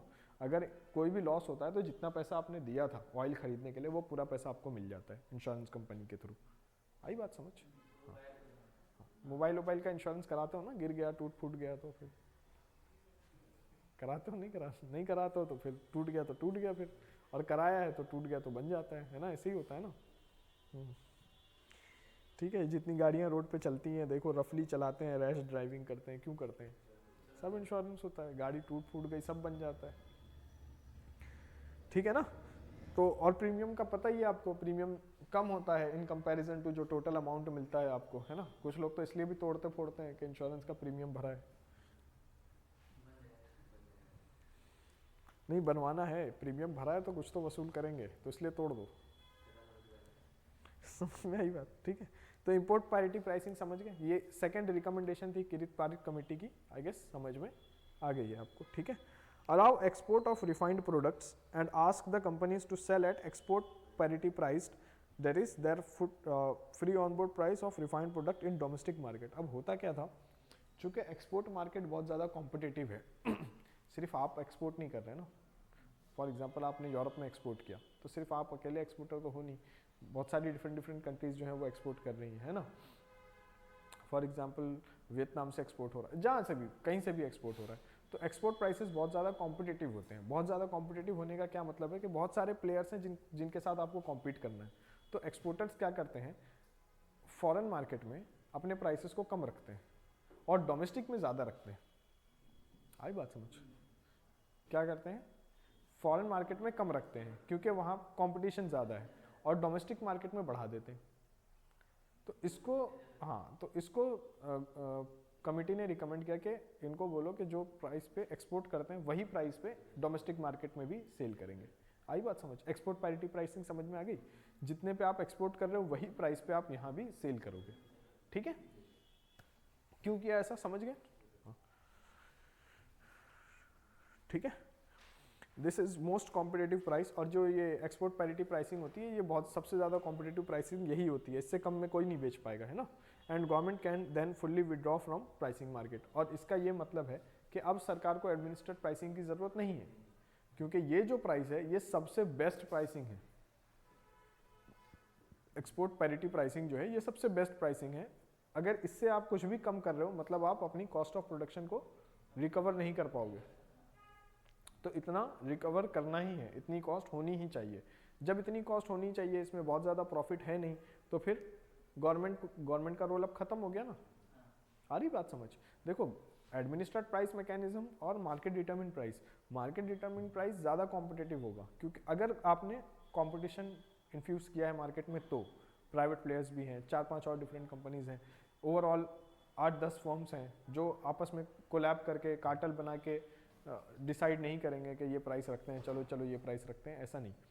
अगर आपने कंपटीशन इन्फ्यूज़ किया है मार्केट में, प्लेयर्स हैं, तो इसका मतलब है कि प्राइसेस एफिशिएंट होंगे, है ना, मार्केट डिटरमिन प्राइस एफिशिएंट होंगे, ये मतलब है, ठीक है। चलो, Kirit Parikh committee report accepted by the government in 2004, है ना। अब ये तो 2004 में एक्सेप्ट हो गया, गवर्नमेंट ने कहा ठीक है चलो सारी रिकमेंडेशंस मान ली और इसको इम्प्लीमेंट कर दिया। अब प्रॉब्लम एक जो सबसे बड़ी प्रॉब्लम आई वो आई कि कुछ फर्म्स थे जो सिर्फ एक्सपोर्ट करते थे, वो डोमेस्टिक मार्केट में नहीं बेचते थे, और कुछ फर्म्स थे जो एक्सपोर्ट करते ही नहीं थे, सिर्फ डोमेस्टिक मार्केट में बेचते थे। तो उनका ये मानना था, अब जैसे जो एक्सपोर्ट कर रहे हैं उनका ये मानना था कि हमको ज़्यादा एफिशिएंट बनना पड़ता है क्योंकि हमें ग्लोबली कॉम्पीट करना है, तो हमारा इन्वेस्टमेंट ज़्यादा है। तो हमको आप बोलते हो कि आप यहाँ भी वही प्राइस में बेचो, तो फिर हम इन्वेस्ट कहाँ से करेंगे। और कुछ फर्म्स थे जो बोलते थे हम एक्सपोर्ट करते ही नहीं है, तो डोमेस्टिक मार्केट में हमें प्राइसेस ज़्यादा मिलने चाहिए। तो गवर्नमेंट ने दोनों के बीच का एक रास्ता लिया और गवर्नमेंट ने एक नया प्राइसिंग निकाला, ट्रेड प्राइसिंग, है ना। गवर्नमेंट ने ट्रेड पैरिटी प्राइसिंग निकाला, ठीक है, ट्रेड पैरिटी प्राइसिंग। इसमें क्या किया, वेटेज असाइन कर दिया, इंपोर्ट को इतना, एक्सपोर्ट को इतना, तो 80% इंपोर्ट को, 20% एक्सपोर्ट को। तो जो प्राइसिंग बनेगी वो वेटेज पढ़ा था ना हमने कि कैसे वेट असाइन करते हैं। तो हाँ, तो इंपोर्ट पैरिटी प्राइसिंग को 80% वेटेज दिया, एक्सपोर्ट पैरिटी प्राइसिंग को 20% दिया, तो 0.8 into IPP plus 0.2 into EPP। आ गया समझ, नहीं समझा। देखो एक्सपोर्ट भी करना है और कुछ फर्म्स हैं जो इंपोर्ट तो सारे ही कर रहे हैं, तो इंपोर्ट पैरिटी प्राइसिंग पे सबको मिलेगा और एक्सपोर्ट पैरिटी प्राइसिंग पे सबको बेचना है। अब कुछ फर्म्स जो हैं वो सिर्फ एक्सपोर्ट कर रही हैं, डोमेस्टिक मार्केट में सेल नहीं कर रही, और कुछ फर्म्स हैं जो सिर्फ डोमेस्टिक मार्केट में सेल कर रही है, एक्सपोर्ट नहीं कर रही। तो दोनों के बीच में ये सरकार ने किया कि इसको कितना वेटेज दिया, 80%, और इसको कितना वेटेज दिया, 20%, और ये अब हो गया, ये प्राइसिंग पे आप बेचोगे। 20% एक्सपोर्ट पैरिटी प्राइस और 80% इंपोर्ट पैरिटी प्राइस, और ये हो जाएगा ट्रेड पैरिटी प्राइस। अब इस प्राइस पे आप, हाँ, जो ये कैलकुलेशन आएगा इस प्राइस पे आपको बेचना है, ठीक है। तो इसमें दोनों की चीज़ें सॉल्व हो गई ना थोड़ा थोड़ा, ठीक है। अब लेकिन प्रॉब्लम क्या हुआ 2008 में, चलो गवर्नमेंट ने ट्रेड पैरिटी प्राइसिंग लगा दी, चल गया काम, ठीक है। अब 2008 में फिर दोबारा से प्राइस राइज हुआ, 2007-8 याद होगा आपको, हाँ 2007 के बाद दोबारा ऑयल प्राइसेस बढ़ने लगे। So government started giving subsidies to public sector oil companies. अब सरकार ने यहाँ पर कितना डेंजर स्टेप लिया देखो, सरकार ने क्या किया, जो गवर्नमेंट की कंपनीज थी उनको सब्सिडी दे दी, तो उनकी सब्सिडी दे दी तो प्राइवेट कंपनी से 20 रुपये का फ़र्क हो गया, जो प्राइवेट कंपनी जिस प्राइस पे बेच रही है और सरकार की कंपनियां जिस प्राइस पे बेच रही है। अब इन्होंने कहा कि सब्सिडी हमको भी चाहिए फिर, क्योंकि हम तो लॉस करेंगे इसमें, क्योंकि प्राइस आप नहीं चेंज कर सकते ना, प्राइस कैसे चेंज करोगे, प्राइस तो आपको फिक्स रखना है, जो ट्रेड पैरिटी प्राइसिंग है उसके हिसाब से जो प्राइसिंग आ रही है वो फिक्स रखना है, मतलब आप प्राइस बढ़ा नहीं सकते। सरकार ने सब्सिडी किसको दी, पीएसयूज को, पीएसयूज को सब्सिडी मिलेगी मतलब पीएसयूज की इनपुट कम हो गई, प्राइवेट के साथ ये नहीं हुआ, तो इसका मतलब है प्राइवेट लॉस मेकिंग फॉर्म हो जाएंगे, सब लॉस करने लगेंगे, लॉस मेकिंग बिजनेस हो गया। तो ये होता है अनसर्टेन पॉलिसी मेकिंग। इसलिए आज भी सरकार दाम करती है, कम करती है, तो बहुत जल्दी इन्वेस्टमेंट आता नहीं है, ना फॉरेन कंपनीज इन्वेस्ट करती है ना जल्दी प्राइवेट, ये इस सेक्टर की बात कर रहा हूँ मैं, क्योंकि गवर्नमेंट अपनी पॉलिसी कब भूल जाती है पता ही नहीं चलता। आपने ही इनकरेज किया ना, आपने ही बोला कि प्राइवेट फॉर्म्स होने चाहिए, इनकरेज करना है, कंपटीशन बढ़ाना है, ज़्यादा प्लेयर्स होंगे तो खिड़की खुलने से ठंड बढ़ी है ऐसा लग रहा है। तो सरकार ने क्या किया, पहले प्राइवेट फर्म को लाया, अब प्राइवेट फर्म को आप लेकर आए हो कि कंपटीशन रहेगा, मार्केट डिटरमिन प्राइस रहेगा, और अब आपने क्या कर दिया, सब्सिडी दे दी पीएसयूज को। समझ में आ रहा है ये, हाँ, इस वजह से फिर जल्दी कोई विश्वास नहीं करता, फिर हम बोलते हैं एफडीआई नहीं आ रहा, कैसे आएगा आप, हाँ वो तो ठीक है आप प्रायोरिटी दे सकते हो, लेकिन अगर आप मार्केट डिटरमिन प्राइस का क्या मतलब है, अगर आप इस तरह से करोगे सब्सिडी दे दोगे तो मार्केट डिटरमिन प्राइस का क्या मतलब है, फिर नहीं है, फिर प्राइवेट कंपटीशन, प्राइवेट फर्म्स जो है वो कैसे सरवाइव करेंगी फिर, ठीक है। तो सरकार ने ये किया and they were able to sell at ₹20 less than private sector oil companies. अब देखो एक और चीज़ यहाँ पे मैं आपको बताता हूँ, 2013 में ऑयल प्राइसेस बहुत ज़्यादा थे, बैरल में मिलता है ये, इसका जो यूनिट है वो बैरल है, ठीक है। तो $147 पर बैरल था, ये प्राइस था 2013 में, और उस समय हम बेचते थे इंडिया में 80 रुपये प्रति लीटर, ठीक है, was being sold in India. अब $147 से प्राइसेस 2016 में घट गए $29, बहुत ज़्यादा घटे, लेकिन उस रेट से इंडिया में घटाया नहीं गया, सरकार ने क्या किया, हेवीली टैक्स किया। आ रही है बात समझ, सरकार ने क्या किया, हेवीली टैक्स किया, जो कंज्यूमर को जो बेनिफिट पास ऑन होना चाहिए था प्राइस रिडक्शन का, वो गवर्नमेंट ने किया नहीं। अब ये कैसी सिचुएशन है, ये गवर्नमेंट क्या कर रही है, गलत कर रही है, जरूरत नहीं है ये करने की, है ना। अगर आप इस तरह करोगे तो लोग फिर रिस्पॉन्सिबल बिहेवियर कैसे होगा लोगों का, जो प्राइस बेनिफिट मिला था वो आप लोगों तक पहुंचाते, और जो बाद में अगर दाम बढ़े, दोबारा दाम बढ़े, तो आपने देखा फिर दोबारा दाम बढ़े तो कैसे क्या चल रहा था। तो गवर्नमेंट को क्या करना चाहिए था कि जब ग्लोबली जब प्राइस घटते हैं तो सरकार को हमारे अभी यूज़र तक पहुंचाना चाहिए उसका बेनिफिट। आप दाम घटा दो, बहुत ज़्यादा टैक्स करने की ज़रूरत नहीं है, आइडियली 80% टैक्सेशन था इसके ऊपर, पता होगा ना, वो जब दाम बढ़ रहे थे तो बहुत ज़्यादा न्यूज़ में था, चर्चा में था ये, कि दाम ग्लोबल मार्केट में इतने नहीं है, पाकिस्तान, बांग्लादेश, यहाँ से हमसे कम रेट में बिक रहा था पेट्रोल, है ना, लोग बोलते हैं ना पाकिस्तान चले जाओ, हाँ, तो उस समय बेटर ऑप्शन था वो, ठीक। बाय 2013 $147 पर बैरल था, और इंडिया में हम 80 रुपीज़ के आसपास बेचते थे, और 2016 में $29 पर बैरल हुआ, उस समय भी हम 50 रुपये के आसपास बेच रहे थे। मतलब यहाँ पर रिडक्शन ज़्यादा है, लेकिन हमारे यहाँ रिडक्शन नहीं हुआ है उस रेट से। 2018 ऑनवर्ड्स फिर से प्राइस ग्लोबली बढ़ गए, तो अब फिर से सरकार क्या हो गई, चिंता में आ गई, है ना। तो अब ये रीजंस क्या हैं, reasons for high price of hydrocarbons in India in recent past. Recent past का मतलब है यही 2018 से जो दाम बढ़े हैं हमारे यहाँ, जो हमेशा मुद्दा भी रहा है ना, स्टेट इलेक्शन में भी मुद्दा बन जाता है, दिल्ली में इतने का मिल रहा है, मुंबई में इतने का मिल रहा है। अच्छा एक चीज़ और पता होगी आपको, मैंने जीएसटी के टाइम पे बताया था, पेट्रोलियम प्रोडक्ट्स पे जीएसटी नहीं लगता है ना। स्टेट को हाँ स्टेट वैट अलग लगता है, सेंट्रल का वैट अलग लगता है हाँ सेल करने के समय। अभी बता रहा हूँ और क्या क्या लगता है उसके ऊपर। चलो सो क्या क्या रीजंस हैं जो हाइड्रोकार्बन के प्राइसेस बढ़े हैं, उसके रीजंस क्या है। Number 1 rising price of global crude oil distribution, ठीक है, due to cut in output by OPEC countries. OPEC countries ये है वो oil organisation of petroleum exporting countries, लिख लो अगर नहीं पता है तो। Organisation of petroleum exporting countries, organisation of petroleum exporting countries, OPEC बोलते हैं इनको, है ना। ओपेक प्लस बोलेंगे तो रशिया को भी इंक्लूड कर दिया है, रशिया ओपेक का पार्ट नहीं है, ठीक है। वो आप पढ़ोगे, इंटरनेशनल रिलेशंस पढ़ोगे ना, तो उसमें पढ़ोगे कि ओपेक क्या है, ओपेक प्लस क्या है। तो ओपेक प्लस बोल देते हैं तो रशिया को इंक्लूड कर लेते हैं, अदरवाइज रशिया उसका पार्ट नहीं है।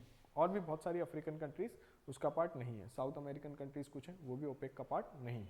तो ओपेक क्या है, एक ऑर्गेनाइजेशन है पेट्रोलियम एक्सपोर्टिंग कंट्रीज की।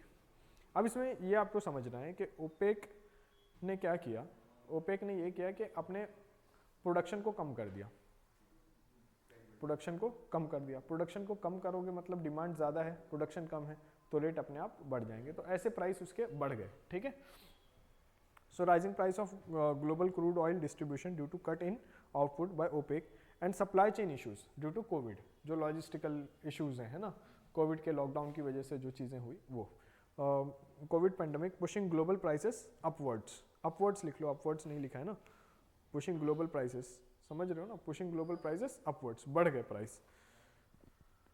तो 2017 में था 45 रुपीज़ पर बैरल, अब 2021 में हो गया $70 पर बैरल, $70 पर बैरल। इसका क्या मतलब, अब आप अगर हैवीली टैक्स करोगे, अब तो आप कर ही नहीं सकते, अब अगर आप अपने टैक्सेस कम नहीं करोगे तो इसके दाम बढ़ेंगे ही।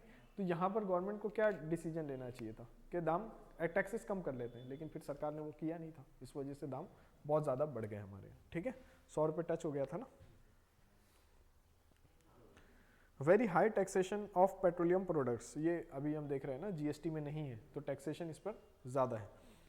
एक तो इंपोर्ट ड्यूटी है क्रूड ऑयल पर, जो इंपोर्ट ड्यूटी लग रही वो है, उसके अलावा वैट है सेंटर का और वैट है स्टेट का, पढ़ा है ना आपने, सेंड वैट और स्टेट का जो वैट लगता है वो ऑन सेल, जब सेल कर रहे हैं तब, बाकी तो इंपोर्ट कर रहे हैं वो इंपोर्टर का, ठीक है।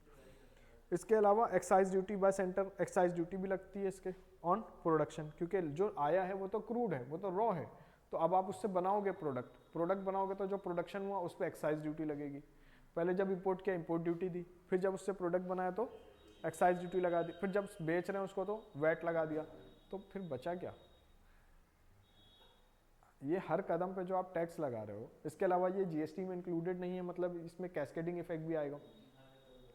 इसके अलावा अगर ये जीएसटी में नहीं है तो आप इनपुट टैक्स क्रेडिट नहीं ले सकते हो, जो आपको अदरवाइज मिलता है दूसरी चीज़ों पर, इनपुट टैक्स क्रेडिट मिलता है ना, जो टैक्स आपने आगे हाँ पीछे आप क्लेम कर सकते हो, वो भी नहीं मिलेगा। तो ये चीज़ें हैं इस पर, है ना। तो इसका मतलब है ये जो एबीसी की बात कर रहे हैं, ये तीनों चीज़ों की, इंपोर्ट ड्यूटी, वैट और प्रोडक्शन पे जो एक्साइज ड्यूटी लग रही है, वो तीनों मिला के 80 to 90% बेस वैल्यू का टैक्स लग रहा था, मतलब ऑलमोस्ट प्राइसेस डबल हो रहे थे। अगर 100 रुपये का मिल रहा है, इसका मतलब मिलना चाहिए आइडियली 50 रुपये में, ये सब टैक्सेस की वजह से वो 100 रुपये में मिल रहा है ना, 80-90% तक का डिफरेंस आता था। और ये क्यों आ रहा था, क्योंकि ये जितने भी टैक्सेस है ना ABC, ये एड वैलोरम टैक्स है। एड वैलोरम टैक्स होता है मतलब आप उसके परसेंटेज वैल्यू पे लगाते हो। परसेंटेज वैल्यू का मतलब है कि फॉर एग्जांपल मान लो आपने 10% टैक्स लगाया है ना, तो 10% टैक्स किस पे लगा रहे हो, इसकी वैल्यू पे, प्राइस पे। एड वैलोरम, वैलोरम का मतलब है वैल्यू पर टैक्स लगाना। जैसे अगर 10% पे लगाया है ना, 10% टैक्स लगाया है, तो अगर दाम 10 रुपये है तो कितना टैक्स हो जाएगा, अगर 2% है तो ये मान लो ये 2% तो ये कितना हो जाएगा, टैक्स कितना लगेगा, 2 रुपये का। अगर दाम कितना हो गया इसका, 20 हो गया, अगर दाम 20 हो गया तो 2% के हिसाब से कितना टैक्स लगेगा, 4 रुपीज़ टैक्स लगेगा। अब ये परसेंटेज के प्राइस पे लगाया है, इसलिए ये कैसा है, इसके लिए ये कैसा है कि जैसे जैसे प्राइस बढ़ेगा उसके ऊपर टैक्स भी बढ़ता चला जाएगा। हाँ, तो ये प्रॉब्लम हो गई। अब अगर प्राइस बढ़ रहा है ग्लोबल मार्केट में तो फिर टैक्स भी बढ़ रहा है, तो टैक्स कलेक्शन आप ज़्यादा कर रहे हो। इससे बेटर आप क्या कर सकते हो, अपना एक गवर्नमेंट एक सेस लगा। अच्छा, एक और चीज़ मैं आपको बताता हूँ, सरकार ये कहती है कि हम पेट्रोल को ज़्यादा टैक्स कर रहे हैं ताकि हम डेवलपमेंटल एक्टिविटीज़ कर सकें। सुना होगा आपने, ये काउंटर आर्ग्यूमेंट है, ये भी बहुत न्यूज़पेपर में आया, बहुत इस पर भी डिस्कशन हुआ, चर्चा हुई कि सरकार ने क्यों लगाया ज़्यादा टैक्स पेट्रोलियम पे, ताकि सरकार उससे हॉस्पिटल बना सके, एजुकेशन में। ये झूठ है बिल्कुल, क्योंकि अगर आपको डेवलपमेंट करवाना है तो आप डेवलपमेंट सेस लगा दो। सेस सुना होगा ना आपने, सेस सुना है? जैसे सरचार्ज होता है ना, वैसे ही सेस होता है, टैक्स के ऊपर टैक्स, लेकिन दोनों में फ़र्क है। फ़र्क क्या है? सेस का ये मतलब है कि जिस चीज़ पे भी आपने सेस लगाया ना, वो उसी अकाउंट में जाएगा पैसा, और उसी पर्पज़ के लिए आपको यूज़ करना पड़ेगा। आ रही है बात समझ? सेस का क्या मतलब है? जैसे इन्वायरमेंटल सेस लगाया आपने, तो उस पैसे को सिर्फ और सिर्फ आप एनवायरनमेंट के लिए यूज़ कर सकते हो, दूसरे किसी पर्पज़ के लिए नहीं यूज़ कर पाओगे। अब सरकार क्या करती है कि इन्होंने टैक्स लगाया पेट्रोलियम प्रोडक्ट्स पे और बोला कि हम डेवलपमेंटल एक्टिविटीज़ करना चाहते हैं, फिर बना दिया पार्लियामेंट की नई बिल्डिंग। समझ रहे हो ना? अब वो कितना एफिशिएंट है वो आपको पता है, वो उस पर डिस्कशन नहीं कर सकते, अब इन टॉपिक पे डिस्कशन खत्म हो चुके हैं। ठीक है, समझ गए ना अब? चलो, increase in logistical cost of transportation, storage and retaining due to Covid impact. तो लॉकडाउन था तो उस वजह से भी दाम बढ़ रहे थे, क्योंकि सारी एक्टिविटीज़ हो नहीं पा रही थी। Increase demand in the economy as unlocking began after June 2020। तो फिर डिमांड भी बढ़ी जब अनलॉकिंग होना शुरू हुआ, धीरे धीरे economy back to the track आने लगी, तो फिर डिमांड बढ़ी, इसकी वजह से रेट बढ़ गए थे। सरकार ने क्या क्या स्टेप्स लिया है स्टेबलाइज करने के लिए ऑयल प्राइसेस को इंडिया में स्टेबलाइज करने के लिए? गवर्नमेंट ने क्या क्या स्टेप्स लिए हैं? Number 1, creating strategic oil reserves Visakhapatnam पे, मैंगलोर पे एंड पुडूर, ये चेन्नई में है ना? मैंगलोर कर्नाटका में है, पुडूर चेन्नई में है, विशाखापट्टनम आंध्र प्रदेश में है ना, वाइजैक सुना होगा नाम, है ना? अब ये है कि हमारे पास स्ट्रेटेजिक ऑयल रिजर्व भी नहीं था। ये तो थैंकफुली 2015 में गवर्नमेंट को लगा कि स्ट्रेटेजिक ऑयल रिजर्व नाम की भी कोई चीज़ होनी चाहिए हमारे पास। स्ट्रेटेजिक ऑयल रिजर्व समझते हो ना, एटलीस्ट इतना तो सफिशिएंट ऑयल है हमारे पास कि इतने दिन चलेगा अगर हम इंपोर्ट नहीं भी करते हैं तो। स्ट्रेटेजिक ऑयल रिजर्व, अगर हम कोई इंपोर्ट नहीं करते हैं, कल कोई इंपोर्ट नहीं भी आता है, हमारे पास अभी कितना अवेलेबल स्टॉक है ना? इसको बोलते हैं, हाँ, इसको बोलते हैं स्ट्रेटेजिक ऑयल रिजर्व। ठीक है, जैसे अच्छा अभी हमने साइंस पढ़ा नहीं है, साइंस पढ़ेंगे तो वहाँ बताऊंगा, यूरेनियम का भी ऐसे ही स्ट्रेटेजिक रिजर्व है। ठीक है, तो सरकार ने 2015 में रियलाइज़ किया कि हमारे पास एक स्ट्रेटेजिक ऑयल रिजर्व होना चाहिए, कि हम कितना ऑयल हमारे पास ऑलरेडी इन एडवांस हो हमारे पास, है ना? तो अभी वो 3 वीक का है, ये कम है, 3 वीक्स का है, वो बहुत कम है, लेकिन आप समझ सकते हो कि अभी हमने स्टार्ट ही किया है इसको, 2015 में ही स्टार्ट किया है ना, तो अभी कम है, धीरे धीरे बढ़ेगा, है ना? फिर हमारे बायलैटरल एग्रीमेंट्स भी हैं, यूएई के साथ एग्रीमेंट है कि वो रत्नागिरी का हमारा जो रिफाइनरीज है वहाँ पे सफिशिएंट क्रूड ऑयल हमेशा रहेगा, है ना? तो ये हमने बायलैटरल एग्रीमेंट कर लिया, यूएई के साथ कर लिया, किसी और कंट्रीज के साथ कर लिया, तो हम वहाँ से सफिशिएंसी मेंटेन करते हैं कि एटलीस्ट इतना हमारे पास सफिशिएंट होगा। एडवांस एग्रीमेंट कर लेते हैं कि इसी प्राइस पे आप मेरे को दोगे आगे के 2 महीने तक, 3 महीने तक, ऐसे कर लेते हैं इसमें। ठीक है, तो गवर्नमेंट ने विशाखापट्टनम, मैंगलोर और पुदूर में oil reserves, strategic oil reserves create किए। Objective is to have 3 weeks of oil reserve that is demanded by India. ठीक है ना? अब समझ में आ रहा है ना क्यों कम है अभी? 3 वीक्स बहुत कम है, एटलीस्ट हमारे पास होना चाहिए 2 महीने 3 महीने का, क्योंकि हाँ स्टोरेज फैसिलिटी कम है। उसके अलावा अभी हमें कोई क्यों देगा, आप बदले में उसको क्या दोगे, ये भी तो मैटर करता है। अभी इंटरनेशनलाइजेशन ऑफ रुपी की बात कर रहे हैं हम, बहुत सारी कंट्रीज़ के साथ हमने साइन करा लिया, बट कोई क्यों रखेगा हमारी करेंसी? कितना कॉन्फिडेंस है लोगों का हमारी करेंसी, है ना? ये भी तो एक इशू है। हमें लगता है कि हम विश्व गुरु हैं, बाकियों को लगना चाहिए ना। Daily revision of price allowed on fuel pumps to make adjustment easier, ये 2017 में हमने किया। आप सोच के देखो हम क्या कर रहे थे 2017 से पहले तक। 2017 से पहले हम 15 दिन में प्राइस चेंज करते थे, मतलब ये क्या है? फिर गवर्नमेंट का इंटरवेंशन है ना, आप 15 दिन तक प्राइस चेंज होने नहीं दे रहे हो, कैसे हो सकता है ऐसा? हो सकता है? नहीं हो सकता ना ऐसा, कैसे आप उसको जो है डेली रेगुलेट नहीं होने दे रहे हो? तो अब डेली रेगुलेट होता है। अब आप देखोगे जो स्क्रीन पे प्राइस दिख रहा है वो आज का प्राइस है, ऐसे ही होता है ना अभी। हाँ ठीक है, जाते हो ना पेट्रोल पंप पे, मोदी जी की बड़ी सी फोटो लगी होती है। ठीक है, अभी बताता हूँ, उसकी स्टोरी भी बताता हूँ एक। चलो अभी आगे पढ़ते हैं पहले फिलहाल।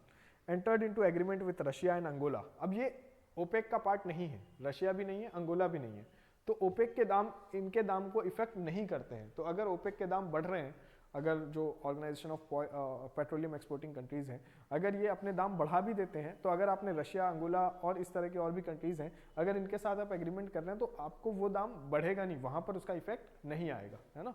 इसलिए हमने इन कंट्रीज के साथ बायलैटरल एग्रीमेंट्स कर रखे हैं कि आप हमें इतना सप्लाई करोगे। आ रही है ना बात समझ में, ओपेक का और ओपेक का क्या इम्पैक्ट होगा और नहीं होगा। क्योंकि ओपेक क्या है, एक कार्टल है। कार्टल का मतलब होता है कि जैसे फॉर एग्जांपल आप हो, तीन लोग हो, आपको कोई सब्जेक्ट पढ़ना है, आपने क्या क्या ग्रुप बनाया अपना, है ना, मुझको नहीं लिया उसमें ग्रुप में, आपने तीनों ने अपना ग्रुप बनाया, उसमें खूब डिस्कशन किया आपने कि इकोनॉमी की क्लासेस ठीक नहीं चल रही हैं और क्वेश्चंस कराने हैं और टॉपिक्स कवर कराने हैं। अब आपने पूरा डिस्कशन कर लिया और आप पूरा मन बना के आए हो कि अब 15 क्लासेस और रखवानी है इकोनॉमी की। अब आपने क्या किया, कार्टल बनाया, पहले आपने अपना एक ग्रुप बनाया, सारे डिस्कशन किए एक दूसरे से, पूरा जो भी आपको जितने भी आर्ग्यूमेंट्स हो सकते थे पहले आपने खुद समझ लिया, सब वेल प्रिपेयर्ड हो गए, और अब आप आए हो। अब अगर मैं कुछ भी बोलता हूँ तो आप उसको एक्सेप्ट नहीं करोगे, क्यों? क्योंकि आपने आपस में पहले क्या किया, ग्रुप बना के सब चीज़ें डिस्कस कर लिए। तो ये होता है कार्टलाइजेशन। ओपेक क्या है, कार्टल है। पहले वो लोग आपस में डिस्कशन कर लेते हैं कि हम नहीं देंगे, नहीं देंगे तो देखो क्या कर पाएंगे, कुछ नहीं कर पाएंगे। तो इससे क्या होता है कि फिर अब कंट्रीज जो बायर्स होते हैं उनको उनकी बात माननी ही पड़ती है। तो ओपेक कार्टलाइजेशन है। अदर देन ओपेक आप ले सकते हो, लेकिन फिर अदर देन ओपेक जैसे वेनेजुला है, लेकिन अभी वेनेजुला से आप ले नहीं सकते, उनकी इकोनॉमी की कंडीशन खराब है ना। तो ये सारी बातें हैं, तो देखना है किस कंट्रीज की कंडीशन अच्छी है। फिर इसलिए लोग कार्टल में शामिल भी हो जाते हैं। क्यों? क्योंकि उनको पता है कि अगर हमारी अकेले की बार्गेनिंग पावर कुछ भी नहीं है, अगर हम ग्रुप में रहेंगे तो बार्गेनिंग पावर अच्छी होगी, है ना। ओपेक इंपॉर्टेंट ऑर्गेनाइजेशन है, पढ़ना है। इंटरनेशनल रिलेशंस में बहुत सारी इंटरनेशनल ऑर्गेनाइजेशंस हैं, उनको पढ़ना है, क्योंकि क्वेश्चन बनते हैं, ओपेक से क्वेश्चन आया है पहले भी, ठीक है। चलो कहाँ थे हम? हाँ हाँ, OPEC, non OPEC countries to supply oil for diversification of base. समझ रहे हो ना, डाइवर्सिफिकेशन ऑफ बेस कल बताया था ना, एक्सपोर्ट में बताया था कि हम कहाँ एक्सपोर्ट करते हैं, यूएस, यूरोप और एक कंट्री बताई थी ना कल। 3 कंट्रीज में ही हमारा एक्सपोर्ट होता है मैक्सिमम, नहीं बताया था ऐसा? चलो पढ़ना, रिवाइज करना, ठीक है। From July 18, government has increased the limit of ethanol blending from 10% to 30%। हालांकि गवर्नमेंट ने लिमिट 30% की कर दी है, लेकिन अभी भी हमारी कैपेसिटी 20% तक की ब्लेंडिंग की है। ब्लेंडिंग क्या होता है? इथेनॉल जो होता है ना, ये हम एक्सट्रैक्ट करते हैं शुगर केन से, जो मोलासेस होते हैं वहाँ, उसमें से एक्सट्रैक्शन होता है इथेनॉल का। और इस इथेनॉल को हम क्या करते हैं, मिक्स करते हैं पेट्रोल के साथ, पेट्रोल डीजल के साथ, इसको बोलते हैं इथेनॉल ब्लेंडिंग, ठीक है। इसकी वजह से थोड़ा पोल्यूशन फ्री भी हो जाता है वो, है ना, क्योंकि ऑर्गेनिक कंटेंट है तो पोल्यूशन फ्री भी हो जाता है। और इथेनॉल हम डोमेस्टिकली प्रोड्यूस करते हैं और वो बाहर से मंगाते हैं और उसमें मिला देते हैं, तो इसका हमारा डिपेंडेंसी भी कम होता है ना। यूएस में इनफैक्ट हमने पढ़ा था ना ये उसमें, हाँ ये तो पढ़ चुका है ना एग्रीकल्चर में। हाँ, ई वाला जो है E18, E20, E85, ये यूएस में है। अभी हमारे यहाँ सरकार ने 30% तक अलाउ किया, लेकिन प्रोडक्शन कैपेसिटी जो हमारी वो 20% ब्लेंड करने की ही है, ठीक है। तो सरकार ने 2018 में लिमिट बढ़ा दी, 30% कर दिया है। कल मैंने बताया था बजट में इस पर बात नहीं की है सरकार ने, तो वो गलत है, उस पर होना चाहिए था चर्चा। होपफुली इसमें होगा, इस बजट में होगा, इसलिए बजट पढ़ाया है कि अब जो बजट आएगा ना वो बेटर अंडरस्टैंड कर पाओगे आपके क्या चीज़ें आ रही हैं, है ना, ठीक है। ये हो गया allowed ethanol extraction from other crops, और इसके अलावा दूसरे क्रॉप से भी, क्योंकि सिर्फ पहले शुगर केन से अलाउड था, अब मेज से भी अलाउड किया है, और 1-2 क्रॉप आ जाएंगी अभी जिनसे ब्लेंडिंग कर सकते हैं, ठीक है। अब आगे क्या स्टेप्स लेने चाहिए, वे फॉरवर्ड और steps to stabilise hydrocarbon prices. Number 1, rationalise tax and subsidy on hydrocarbon projects. अब समझ गए ना आप ये बात? तो देखो, गवर्नमेंट का जॉब जो है ना, गवर्नेंस है वो तो ठीक है, गवर्नमेंट का जॉब है प्राइस को स्टेबल रखना, न कि प्राइस को कांस्टेंट रखना। फर्क समझते हो? हाँ, गवर्नमेंट का काम है प्राइस को स्टेबल रखना है। स्टेबल रखना है मतलब अगर ऑयल के दाम 110 रुपये के ऊपर चले गए, 120 रुपये के ऊपर चले गए, गवर्नमेंट को इंटरवीन करना चाहिए। और ऑयल के प्राइसेस अगर ग्लोबल मार्केट में मिल रहे हैं और इस दाम पे मिल रहे हैं कि इंडिया में वो सिर्फ 20-30 रुपीज़ पर लीटर पड़ेगा, तो फिर गवर्नमेंट को उस पर टैक्सेस बढ़ाने चाहिए, क्योंकि 20-30 रुपीज़ पड़ेगा, इसका मतलब फिर वेस्टेज ज़्यादा होगा। आ रही है बात समझ? 20-30 रुपीज़, लेकिन अगर वो 60 रुपीज़ है तो वेस्टेज उतना ज़्यादा नहीं होगा, समझ सकते हैं ना आप इतना। हाँ, अगर 60 रुपीज़ है तो वेस्टेज उतना ज़्यादा नहीं होगा। हाँ, अगर 20-30 हो जाता है मतलब बहुत कम हो गए हैं, सरकार को हैवीली टैक्स करना चाहिए ताकि दाम समवेयर अराउंड 50 रुपीज़ हो, अदरवाइज मिसयूज़ ज़्यादा होगा, वेस्टेज ज़्यादा होगा, है ना। लोग सड़कों पर फेंकते रहेंगे, फिर वो पेट्रोल और भी चीज़ों के काम आता है, पता है आपको। फिर इसके अलावा क्या बोलते हैं, हाँ, और अगर पेट्रोल के दाम 110 रुपये से ज़्यादा बढ़ते हैं तो सरकार को फिर वहाँ पर सब्सिडी देने की ज़रूरत है। क्यों सब्सिडी देने की ज़रूरत है? क्योंकि अब दाम बढ़ गए हैं, अब इतना दाम अफोर्ड नहीं कर पाएंगे, है ना, लोग अफोर्ड नहीं कर पाएंगे, तो इसके लिए सरकार को वहाँ पर सब्सिडी देनी चाहिए। लेकिन अगर 30 रुपये से कम नहीं हो रहा है, 110-120 रुपये से बढ़ नहीं रहा है और सरकार इंटरवीन कर रही है, इसका मतलब आप फिर मार्केट को डिस्टॉर्ट कर रहे हो। इसका यही मतलब है ना, आप मार्केट को डिस्टॉर्ट कर रहे हो, आप फिर लोगों को बता नहीं रहे हो कि इतने में आ रहा है। फिर वही है कि इलेक्शन ईयर में दाम घट जाते हैं, फिर उसके बाद वाले ईयर में दाम बढ़ जाते हैं।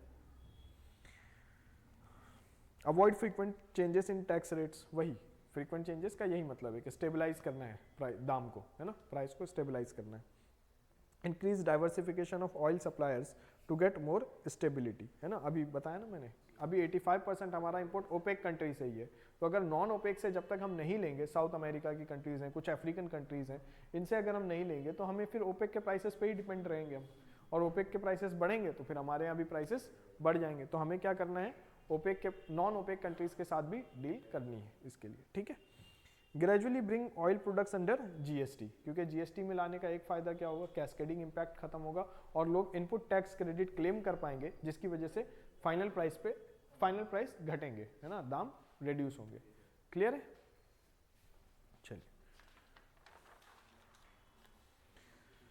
अब हम आते हैं negotiation of Asian premium charged by OPEC. अब ये जो कंट्रीज हैं, फॉर एग्जांपल चाइना, इंडिया और जापान, सबसे ज़्यादा डिमांड चाइना की है क्रूड ऑयल की, इंडिया की है, इंडिया 3rd नंबर पे है, जापान 4th नंबर पे है। ये हेवीली डिमांडिंग कंट्रीज़ हैं, इनको चाहिए ही चाहिए ऑयल, है ना। अब आप सोच के देखो, ये जो कंट्रीज़ हैं ये बहुत ज़्यादा हैवी डिमांड करती हैं, इसलिए ओपेक जो है वो इन पे एक प्रीमियम चार्ज करता है। ओपेक जब सप्लाई करता है इनको तो थोड़ा और दाम बढ़ा के सप्लाई करता है, क्योंकि आपकी डिमांड ज़्यादा है।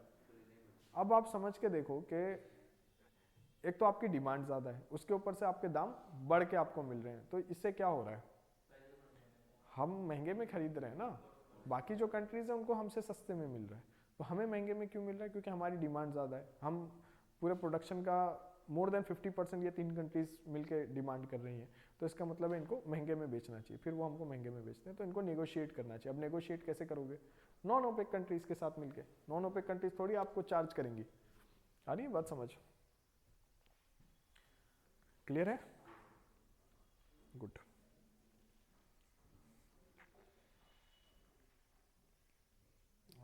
समझ गए ना? हाँ, ये कंक्लूजन क्या है इसका, कि गवर्नमेंट किरित पारिक कमेटी की रिपोर्ट को ऑन पेपर एक्सेप्ट नहीं करे, रेदर इन प्रिंसिपल और इन प्रैक्टिस भी एक्सेप्ट करे, ठीक है ना। It is important that government shall accept Kirit Parikh committee report in principle and in practice. Government should not interfere on a daily basis in fixing the price of petroleum products by taxation and subsidy changes. Fuel prices are covering only 6.7% of total weight in CPI calculation, जो consumer price index बनता है, inflation याद होगा, inflation पढ़ा था हमने, उसमें price index पढ़ा था. So will not see rise in inflation much. Let the fuel prices rise and fall with the market. बहुत ज़रूरी है ये, अदरवाइज ना तो कंज्यूमर रिस्पॉन्सिबल बिहेवियर आएगा, कंज्यूमर का रिस्पॉन्सिबल बिहेवियर भी नहीं होगा, और फिर गवर्नमेंट रोज इंटरवीन करेगी तो अनसर्टेनिटी भी बनी रहेगी। आ रही है बात समझ में? खत्म। इससे ज़्यादा हाइड्रोकार्बन पढ़ने की ज़रूरत नहीं है। हाँ, रिसेंट डेवलपमेंट्स में जो चीज़ें होगी फिर मैं वो रिसेंट डेवलपमेंट्स की क्लास में आपको बता दूंगा, उतना ही इसके अलावा पढ़ना। अदरवाइज आप देख लेना, इकोनॉमी में ये सब पढ़ाया भी नहीं जाता है, क्वेश्चन आ जाते हैं, फिर लोग सरप्राइज हो जाते हैं कि पूरा सिलेबस के बाहर का क्वेश्चन है। नहीं, energy and infrastructure is part of your syllabus, तो सिलेबस के बाहर का क्वेश्चन नहीं है, पढ़ना है वो, है ना।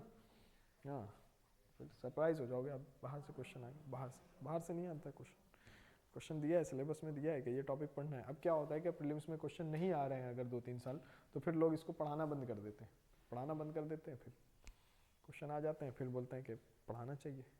चलो, गैस मार्केट इन इंडिया। अब गैस की मार्केट देखते हैं हम। 97 तक एडमिनिस्ट्रेड प्राइसिंग चल रही थी, ठीक है। तो सिंपल है ये समझने के लिए, एडमिनिस्ट्रेड प्राइसिंग मुझे बताने की अब ज़रूरत नहीं है।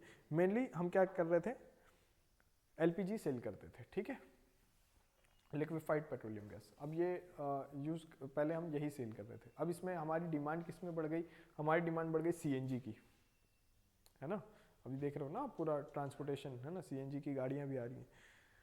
तो अब उस समय upstream, mid stream, down stream ये सब कौन डोमिनेट करता था, पीएसयूज, ठीक है, सारा कुछ पीएसयूज ही कर रही हैं और एडमिनिस्ट्रेड प्राइस मैकेनिज्म चल रहा है। लेकिन सरकार को ये लगा कि अब धीरे धीरे एलएनजी की डिमांड बढ़ रही है, लिक्विफाइड नेचुरल गैस की डिमांड बढ़ रही है, फिर डिमांड बढ़ रही है सीएनजी की डिमांड बढ़ रही है, कंप्रेस्ड नेचुरल गैस की डिमांड बढ़ रही है।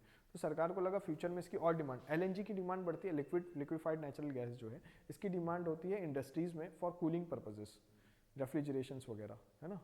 तो इंडस्ट्रीज में उसकी डिमांड बढ़ती है और ट्रांसपोर्टेशन में सीएनजी की डिमांड बढ़ेगी। तो सरकार को पहले ही लग गया, तो गवर्नमेंट ने इसके लिए कुछ स्टेप्स लिए। वो क्या स्टेप्स हैं, 97 में government announced new exploration and licensing policy, जिसको बोलते हैं नेल्प, ठीक है, नेल्प। और गवर्नमेंट ने कहा एक्सप्लोरेशन और प्रोडक्शन के लिए, ठीक है, गवर्नमेंट ने क्या कहा, allowing private participation and FDI in upstream ventures for, upstream समझते हैं ना आप किसमें है, प्रोडक्शन और एक्सप्लोरेशन के लिए। तो गवर्नमेंट ने एफडीआई भी अलाउ कर दिया कि फॉरेन कंपनीज आएगी, प्राइवेट प्लेयर्स को भी खड़ा कर दिया कि ठीक है कंपटीशन रहेगा, प्राइवेट मार्केट रहेगी ताकि दाम ठीक से डिटरमाइन हो सके।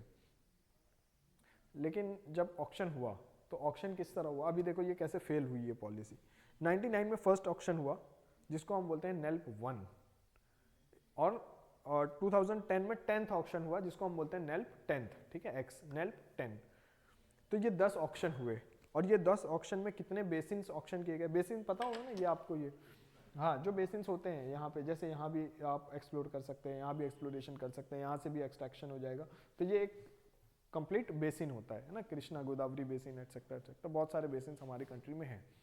तो गवर्नमेंट क्या करती थी, गवर्नमेंट ने कितने बेसिन ऑक्शन किए टोटल, 368, ऑक्शन के नंबर 10 हैं, 99 में पहला ऑक्शन हुआ ऐसे। तो टोटल 10 ऑक्शन हुए, 368 बेसिन ऑक्शन हुए। लेकिन जब हमने 2011 में इसको इवेल्युएट किया तो हमें पता चला, अच्छा ये हम क्यों ऑक्शन कर रहे हैं, ये एफडीआई और ये सब क्यों किया, प्रोडक्शन करने के लिए, कि ज़्यादा एक्सप्लोरेशन हो, ज़्यादा प्रोडक्शन हो, क्योंकि डिमांड बढ़ने वाली है। देखो ना आज भी देख लो आप, सीएनजी का पेट्रोल पंप पे लंबी लाइन लगी होती है, क्यों लगी होती है, नहीं सस्ता नहीं है, जितनी डिमांड है उतना अवेलेबल नहीं है, ठीक है, सस्ता तो ठीक है, जितनी डिमांड ज़्यादा है उतना अवेलेबल नहीं है। तो इसके लिए आप देखोगे कि लंबी लाइंस होती हैं वहाँ पर, है ना, लॉन्ग क्यूज। अब सरकार ने ये नेल्प लाया क्यों था, ताकि प्रोडक्शन बढ़ेगा, गवर्नमेंट को लग रहा था कि आने वाले समय में इनकी डिमांड बढ़ेगी, तो चलो इसको कुछ इस तरह से करते हैं, प्राइवेट फर्म्स और एफडीआई वगैरह फॉरेन फर्म्स भी आएंगी, एक्सप्लोरेशन अच्छा होगा। लेकिन ये हुआ नहीं। 2011 में जब हमने चेक किया तो 368 जो ऑक्शन किए थे सरकार ने, उसमें से सिर्फ 162 थे जहां एक्सप्लोरेशन हो रहा था और 112 थे जो ऑपरेशनल थे। अब ऑपरेशनल और एक्सप्लोरेशन वाले में क्या फ़र्क है कि जो 162 है मतलब यहाँ पे ड्रिलिंग हुई है, सारा काम हुआ है, लेकिन अभी भी प्रोडक्शन नहीं हो रहा, और प्रोडक्शन कितने में हो रहा है, सिर्फ 112 में। तो सोचो 368 ऑक्शन हुए हैं जिसमें से प्रोडक्शन कितने में हो रहा है, सिर्फ 112 में। तो क्या गवर्नमेंट का जो ऑब्जेक्टिव था वो पूरा हुआ? नहीं ना। जो प्रोडक्शन बढ़ाने का ऑब्जेक्टिव था गवर्नमेंट का वो पूरा हुआ? यहाँ पर नहीं हुआ। अब क्यों नहीं हुआ, रीजंस क्या है इसके? पहली चीज, हमारे यहाँ कुछ भी होता है तो पॉलिटिकल इंटरफेरेंस है। किसको दिलवाना है कॉन्ट्रैक्ट, है ना, भाई भतीजावाद, है ना, पढ़ा है ना आपने, ठीक है, कंगना रनौत से पूछो, नहीं पता तो क्या बोलते हैं इसको, नेपोटिज्म, नेपोटिज्म, फेवरेटिज्म, है ना, हाँ, फ्लैग बेरर है ना वो। चलो, reason for failure of NELP, dispute on pricing between government and private firm kept production low. अब जो प्राइवेट फर्म्स हैं वो बोलती थी कि दाम बढ़ाने पड़ेंगे क्योंकि एक्सप्लोरेशन की कॉस्ट ज़्यादा है, लेकिन सरकार बोलती थी कि दाम नहीं बढ़ा सकते हो आप। तो फिर अगर आप दाम नहीं बढ़ा सकते हो तो आपने तो डिमांड सप्लाई में पढ़ा है ना, सप्लाई में क्या पढ़ा है, अगर आपका दाम बढ़ नहीं रहा तो आपका मोटिवेशन नहीं है सप्लाई करने का। इसके लिए लोग ऑक्शन में ले तो लेते थे लेकिन उसको एक्सप्लोरेशन नहीं करते थे, क्योंकि जो आपको दाम चाहिए वो मिल नहीं रहा तो आप उसमें क्यों जाओगे, है ना। प्रॉफिटेबल है नहीं, आप पूरा अपनी एनर्जी वेस्ट करोगे और आप पूरी इफिशिएंसी से एक्सप्लोरेशन करोगे, और एक्सप्लोरेशन के बाद क्या होगा, आपको जो दाम सेट होना चाहिए वो सेट नहीं हो रहा, तो इसके लिए आपने एक्सप्लोरेशन किया ही नहीं, पहला reason. Second, dispute on cost estimates due to profit sharing agreement. Government का प्रॉफिट शेयरिंग एग्रीमेंट होता था, गवर्नमेंट ने ऑक्शन किया और फर्म्स क्या करेंगे, जो प्रॉफिट आएगा वो शेयर करेंगे सरकार के साथ, ठीक है। प्रॉफिट शेयरिंग अरेंजमेंट को ही क्या बोलते हैं, प्रोडक्शन शेयरिंग अरेंजमेंट। अब प्रॉफिट शेयरिंग अरेंजमेंट की वजह से क्या हो रहा है कि जो भी प्रॉफिट आएगा, क्योंकि ये तो सरकार की है ना, पब्लिक लैंड हुआ ना, वो जितनी भी है रिसोर्सेज हैं, ये तो पब्लिक रिसोर्सेज हैं, सरकार के रिसोर्स, तो इसमें जो भी प्रॉफिट कमाएगी कंपनी, कंपनी को क्या करना है, शेयर करना है, किसके साथ, गवर्नमेंट के साथ। अब आपको प्राइस मिल नहीं रहा, प्रॉफिट शेयर करना है, तो आपका मोटिवेशन क्या है, एक्सप्लोरेशन का कम है कि मैं मेरे और भी बिजनेसेस हैं, मैं वो बिजनेसेस पे फोकस, क्योंकि ये कोई छोटे मोटे आदमी को मिलेगा नहीं, है ना, आपको मुझको तो मिलेगा नहीं इसका कॉन्ट्रैक्ट, है ना, सर को मिल सकता है। तो अब ये क्या है, एक्सप्लोरेशन किया आपने ले लिया, बिडिंग कर ली, आपको मिल गया, कॉन्ट्रैक्ट मिल गया, लेकिन अब आपके और भी बिजनेसेस हैं जो ज़्यादा प्रॉफिट कर सकते हो आप उसमें इन्वेस्ट करके, तो आप इसमें अपना टाइम और एनर्जी वेस्ट नहीं करना चाहते। आपने ऑक्शन में खरीद तो लिया, लेकिन अब आपको लग रहा है कि मेरे को प्रॉफिट शेयरिंग करनी पड़ेगी सरकार के साथ। दूसरी चीज़, मुझे जो प्राइस चाहिए वो प्राइस मिलेगा नहीं, गवर्नमेंट हैवीली डोमिनेट कर रही है, तो मैं एक काम करता हूँ कि मैं एक्सप्लोरेशन करता ही नहीं हूँ, ठीक है। आई बात समझ में? Firms sometimes used to inflate their cost, resulting in reduction of profits. Matter would go to court and becoming subjudice, hence stopping production. अब ये जो प्रॉफिट शेयरिंग एग्रीमेंट था, जो फर्म्स करती भी थी एक्सप्लोरेशन, वो क्या करती थी, प्रॉफिट क्या होगा, प्रॉफिट ये होगा कि जितनी कॉस्ट आई है उसको माइनस कर दो, जो रेवेन्यू आया है उसमें से वो कॉस्ट को माइनस कर दो। रेवेन्यू जो बेच के पैसा आपने कमाया वो रेवेन्यू है, और जो कॉस्ट लग गई वो आपने माइनस कर दिया, तो क्या हो गया, प्रॉफिट मिला, और वो प्रॉफिट शेयर करना है ना। तो फर्म्स ने क्या दिमाग लगाया कि एक काम करते हैं, जो इनपुट कॉस्ट है, जो कॉस्ट आ रही है ना, उसको बढ़ा देते हैं। तो उसके रॉ मटेरियल के प्राइसेस बढ़ा दिए, टेक्नोलॉजी की प्राइसेस बढ़ा दी कि ये इतने में हमको आ रहा है ना। तो इससे क्या हो गया, कॉस्ट बढ़ गई तो प्रॉफिट कम हो गया। अब फिर प्रॉफिट शेयर करने में कोई दिक्कत नहीं है ना, किया होगा ना बचपन में आपने भी ये सब। हाँ, तो ये है, ठीक है। तो इसकी वजह से फिर क्या होता था कि गवर्नमेंट कहती थी कि नहीं इतना नहीं है, फिर डिपार्टमेंट्स केस कर देते थे, फिर वो कोर्ट में चला जाता था, फिर मैटर सब जुडिस हो जाता था। इन सब में हैम्पर क्या हो रहा था, प्रोडक्शन। इन सब चीजों में क्या हैम्पर हो रहा है, प्रोडक्शन। आ रही है बात समझ? दूसरा, वेरी हाई रॉयल्टी चार्ज। अब वो प्रॉफिट शेयरिंग अलग है, उसके अलावा रॉयल्टी चार्ज भी है, और रॉयल्टी चार्ज शुरू हो जाती थी फर्स्ट ईयर से ही। जो आपको कॉन्ट्रैक्ट मिला है ना, फर्स्ट ईयर से ही रॉयल्टी शुरू हो जाती थी। रॉयल्टी क्यों, क्योंकि वो पब्लिक प्रॉपर्टी है ना। हाँ, टैक्स के अलावा वो पब्लिक प्रॉपर्टी है, तो 14% रॉयल्टी, हाई परसेंटेज था रॉयल्टी का, इतनी रॉयल्टी भी आपको देनी है। तो ये ओवरऑल बहुत ज़्यादा प्रॉफिटेबल नहीं था, तो इसके लिए लोग एक्सप्लोरेशन करते ही नहीं थे। आ रही है ना बात समझ में, क्यों नहीं हुआ एक्सप्लोरेशन, उसके रीजंस बता रहा हूँ मैं आपको। और अभी भी अगर आप इस तरह की बकवास पॉलिसीज लाओगे तो आज भी नहीं होगा। अब सरकार ने इसको बहुत कुछ हटाया है, अभी हेल्प आया है, अभी एक्सप्लेन करता हूँ हेल्प के बारे में, थोड़ा इसको समझ लेते हैं पहले। ये आ गई समझ में? तो 14% of expected revenue during bidding. तो जब बिडिंग करते थे तभी पता लगा लेते थे कि आप ये बताओ एक्सपेक्टेड रेवेन्यू कितना है, और उसके ऊपर रॉयल्टी फिक्स कर देते थे। रेवेन्यू आया नहीं है, एक्सपेक्टेड रेवेन्यू पे ही रॉयल्टी फिक्स हो जाती थी, और उतनी रॉयल्टी देनी पड़ती थी, इसलिए फर्म्स एक्सप्लोर करते ही नहीं थे फिर, ठीक है। हाँ, एस्टिमेटेड पे ही, ये प्रॉब्लम थी इसमें। Lack of open acreage and universal hydrocarbon policy. अब ओपन एकरेज और यूनिवर्सल हाइड्रोकार्बन पॉलिसी क्या है, देखो बहुत सिंपल है, मैं आपको बताता हूँ। ये बेसिन है, लेकिन पूरे बेसिन का कॉन्ट्रैक्ट नहीं मिला हुआ है आपको, है ना। ये पूरा एक लैंड है, इसको हम बोलते हैं एकरेज, ठीक है। अब एकरेज में मान लो यहाँ पर थोड़ा हाइड्रोकार्बन है, यहाँ है, यहाँ है, यहाँ है, यहाँ है। अब आपको पर्टिकुलरली ये एरिया बिडिंग में अलॉट हुआ है, तो आप सिर्फ इसी में एक्सप्लोरेशन कर सकते हो, इसमें नहीं कर सकते। अब होता क्या था, जब आप इसमें ड्रिल कर रहे हो तो आपको पता चलता था कि यहाँ पर प्रेजेंस कम है, लेकिन अगर इसके यहाँ पर अगर हम ड्रिल करें तो ज़्यादा मिलेगा। लेकिन अब आप ये बात सरकार को नहीं बता सकते, क्योंकि ये आपको मिला नहीं है ना। अगर आप ये बात सरकार को बताओगे कि इसमें इतना प्रोडक्शन नहीं है, एग्जिस्टेंस अभी नहीं है, इसमें है, तो सरकार क्या करेगी, इसको ऑक्शन करेगी। अब इसको जब ऑक्शन करने जाएगी तो फिर हो सकता है आप ले भी पाओ, हो सकता है नहीं भी ले पाओ, क्योंकि ये पूरा बिडिंग प्रोसेस है।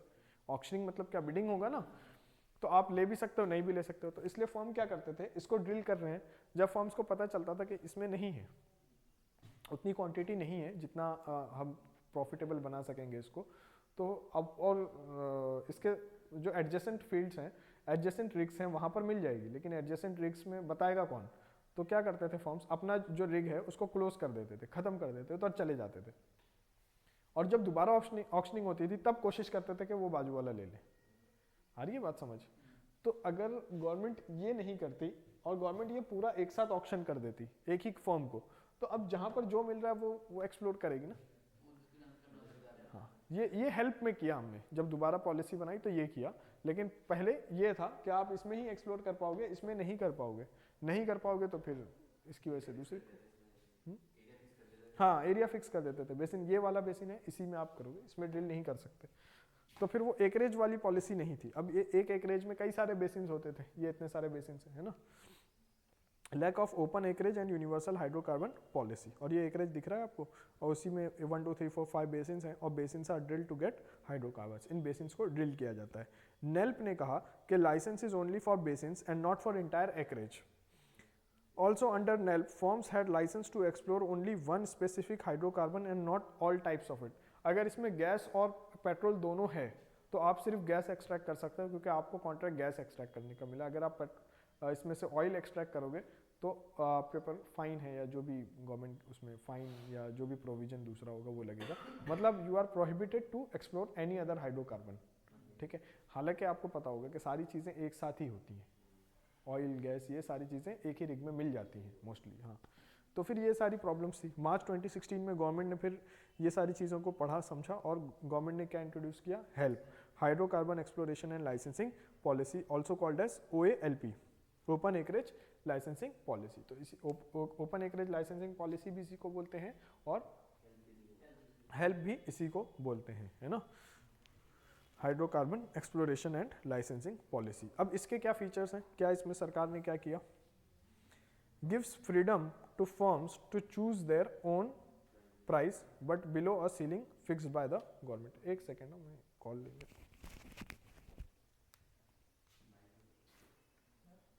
हेलो,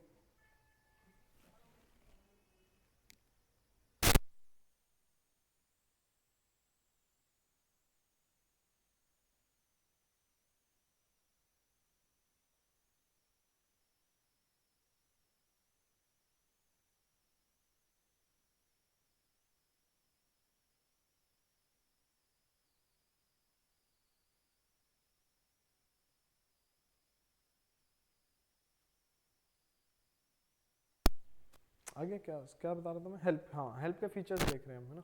आ रही आवाज़, आ रही है? हाँ, थैंक यू।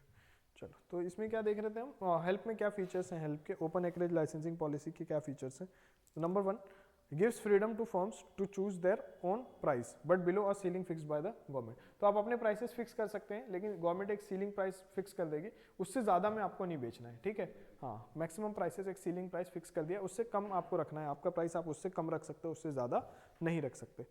ये पहली चीज़ है। दूसरा, shift from profit sharing to revenue sharing. अब चूंकि आप इनपुट कॉस्ट बढ़ा देते थे, तो सरकार ने क्या किया, रेवेन्यू पे रखा। रेवेन्यू शेयरिंग का क्या मतलब है, बेच के जो पैसा आया है वो रेवेन्यू है, और प्रॉफिट में क्या था, इनपुट कॉस्ट माइनस करने के बाद, तो रेवेन्यू पे आपने रखा है। इसका क्या मतलब है, अब फर्म के पास मोटिवेशन है कि वो अपना इनपुट कॉस्ट कम करेंगे।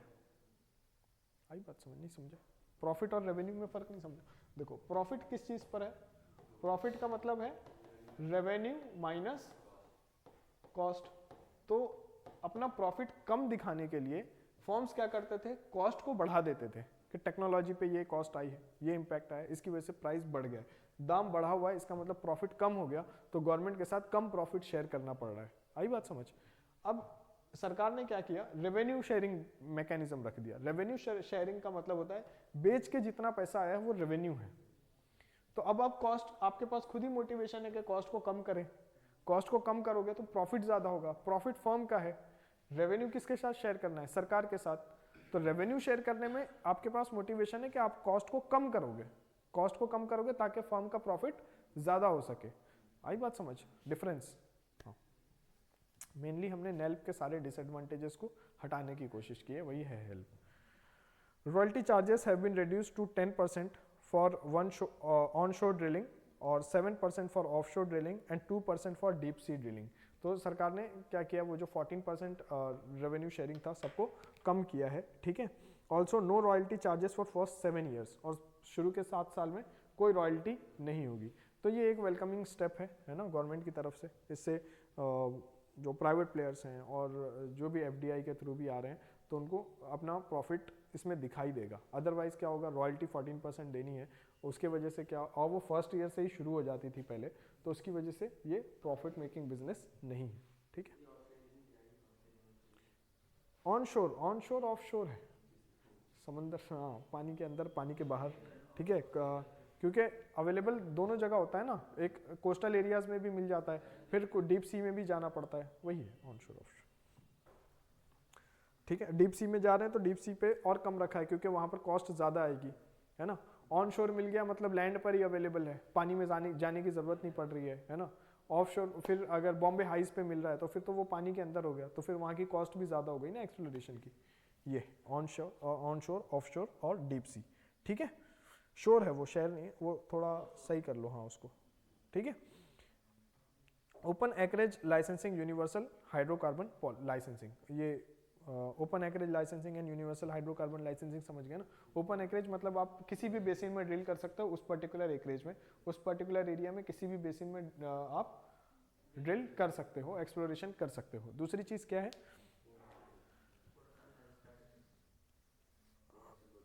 हाँ ये जो आप कहाँ गया, हाँ ये यूनिवर्सल हाइड्रोकार्बन मतलब आप उसमें से जो भी निकल रहा है सब एक्सप्लोरेशन कर सकते हो। उस पर्टिकुलर बेसिन में से ड्रिल किया आपने और जो भी निकला सारा हाइड्रोकार्बन आप एक्सप्लोर कर सकते हो, किसी एक पर्टिकुलर हाइड्रोकार्बन की लिमिट आपके ऊपर नहीं है। आ रहा है, ये समझ में आ रहा है। अब तक 4 ऑक्शन हुए हैं हेल्प के अंडर में and production has started in 96 basins. Auction अभी 2017 में ही हुए थे, तो अभी बहुत ज़्यादा इसमें डेवलपमेंट हुआ नहीं है क्योंकि फिर लॉकडाउन वगैरह भी था, तो इस वजह से। तो इसमें कंक्लूजन लिख लो, अगर इसके ऊपर आप आंसर लिख रहे हो तो कंक्लूजन में क्या लिखोगे हेल्प के ऊपर। It is little premature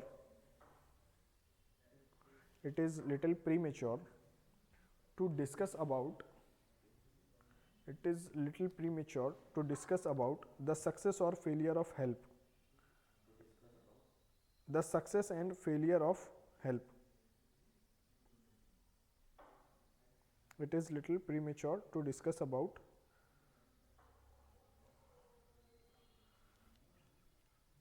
success or failure of help. It will depend on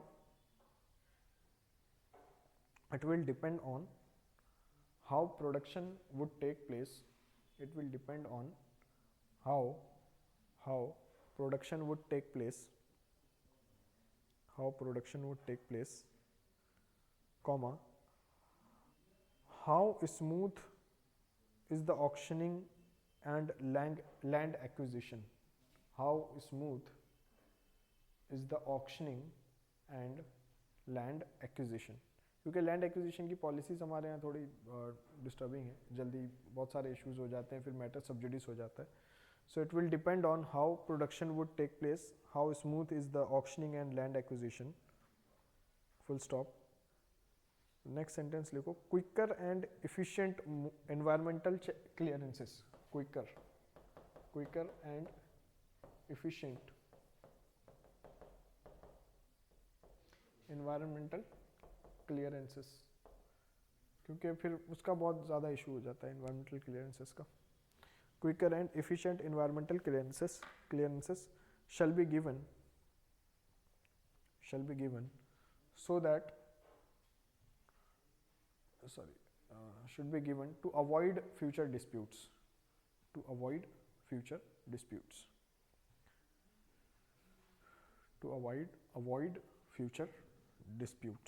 clear है, सिंपल, समझ में आ गया। चलो गुड।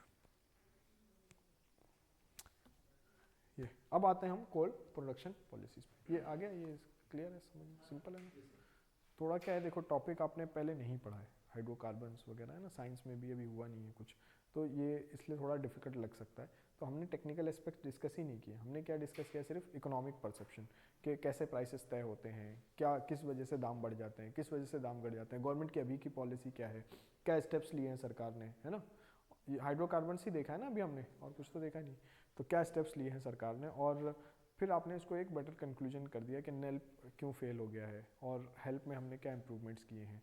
फिर अभी थोड़े करंट डेवलपमेंट्स पढ़ेंगे तो उसमें वहाँ पर डिस्कस कर लेंगे अगर इसमें कुछ रिसेंट और इम्पॉर्टेंट डेवलपमेंट हुआ है तो। अदरवाइज अभी हेल्प ही चलेगा, और यही इसी से प्राइसेस गवर्न होंगे, यही पॉलिसी चल रही है अभी, ठीक है। तो अभी ये हमने एक हाइड्रोकार्बन्स कवर किया है गैस के साथ, है ना। चलो ये एक पॉइंट हुआ, देख रहे हो। अभी अगर इसमें हम लिखते भी ना साथ के साथ तो फिर आज की क्लास में ये भी नहीं हो पाता, फिर ये प्रॉब्लम है। और मैं ये नहीं चाह रहा हूँ कि कंटेंट के साथ हम कॉम्प्रोमाइज़ कर लें कि थोड़ा कम पढ़ लेते हैं, जैसे ऊपर ऊपर से बता दिया सिर्फ इस तरह से दाम बढ़ते हैं, वो फिर आप एग्ज़ाम में सफ़र कर जाओगे। क्योंकि जो पॉपुलर बुक्स भी है ना इकोनॉमी की, उसमें ये टॉपिक्स अच्छे से नहीं है। क्योंकि समझ रहे हो आप ना, प्रीलिम्स में क्वेश्चन नहीं बन रहे हैं तो लोग सिर्फ मॉनेटरी पॉलिसी, फिजिकल पॉलिसी और इसी को इकोनॉमी बना रहे हैं, हालांकि ये एक इंपॉर्टेंट डायमेंशन है इसका। फिर क्वेश्चन आता है मेंस में तो सॉल्व होता नहीं है, ये प्रॉब्लम हो जाती है। चलो कोल प्रोडक्शन पॉलिसीज़ पे आएंगे क्विकली। कोल तो आपको पता है तो फिर कोई दिक्कत है नहीं, कोल है ना, ज्योग्राफी में पढ़ोगे, हालांकि पढ़ लिया ना आपने, तो आपको फिजिकल हो गया ना, तो कोल पढ़ लिया होगा ना। कोल फॉर्मेशन नहीं पढ़ा? एंथ्रासाइट है, लिग्नाइट है, बिटुमिनस है, पीट है, नहीं ये नहीं हुआ अभी तो। चलो आते हैं 1970s तक कोल का क्या चल रहा था। Most of the coal mining units were under private control. अगर गैंग ऑफ वसेपुर मूवी देखिए तो समझ में आ गया होगा आपको कैसे वर्कर की कंडीशन क्या होती थी कोल माइनिंग्स में, है ना।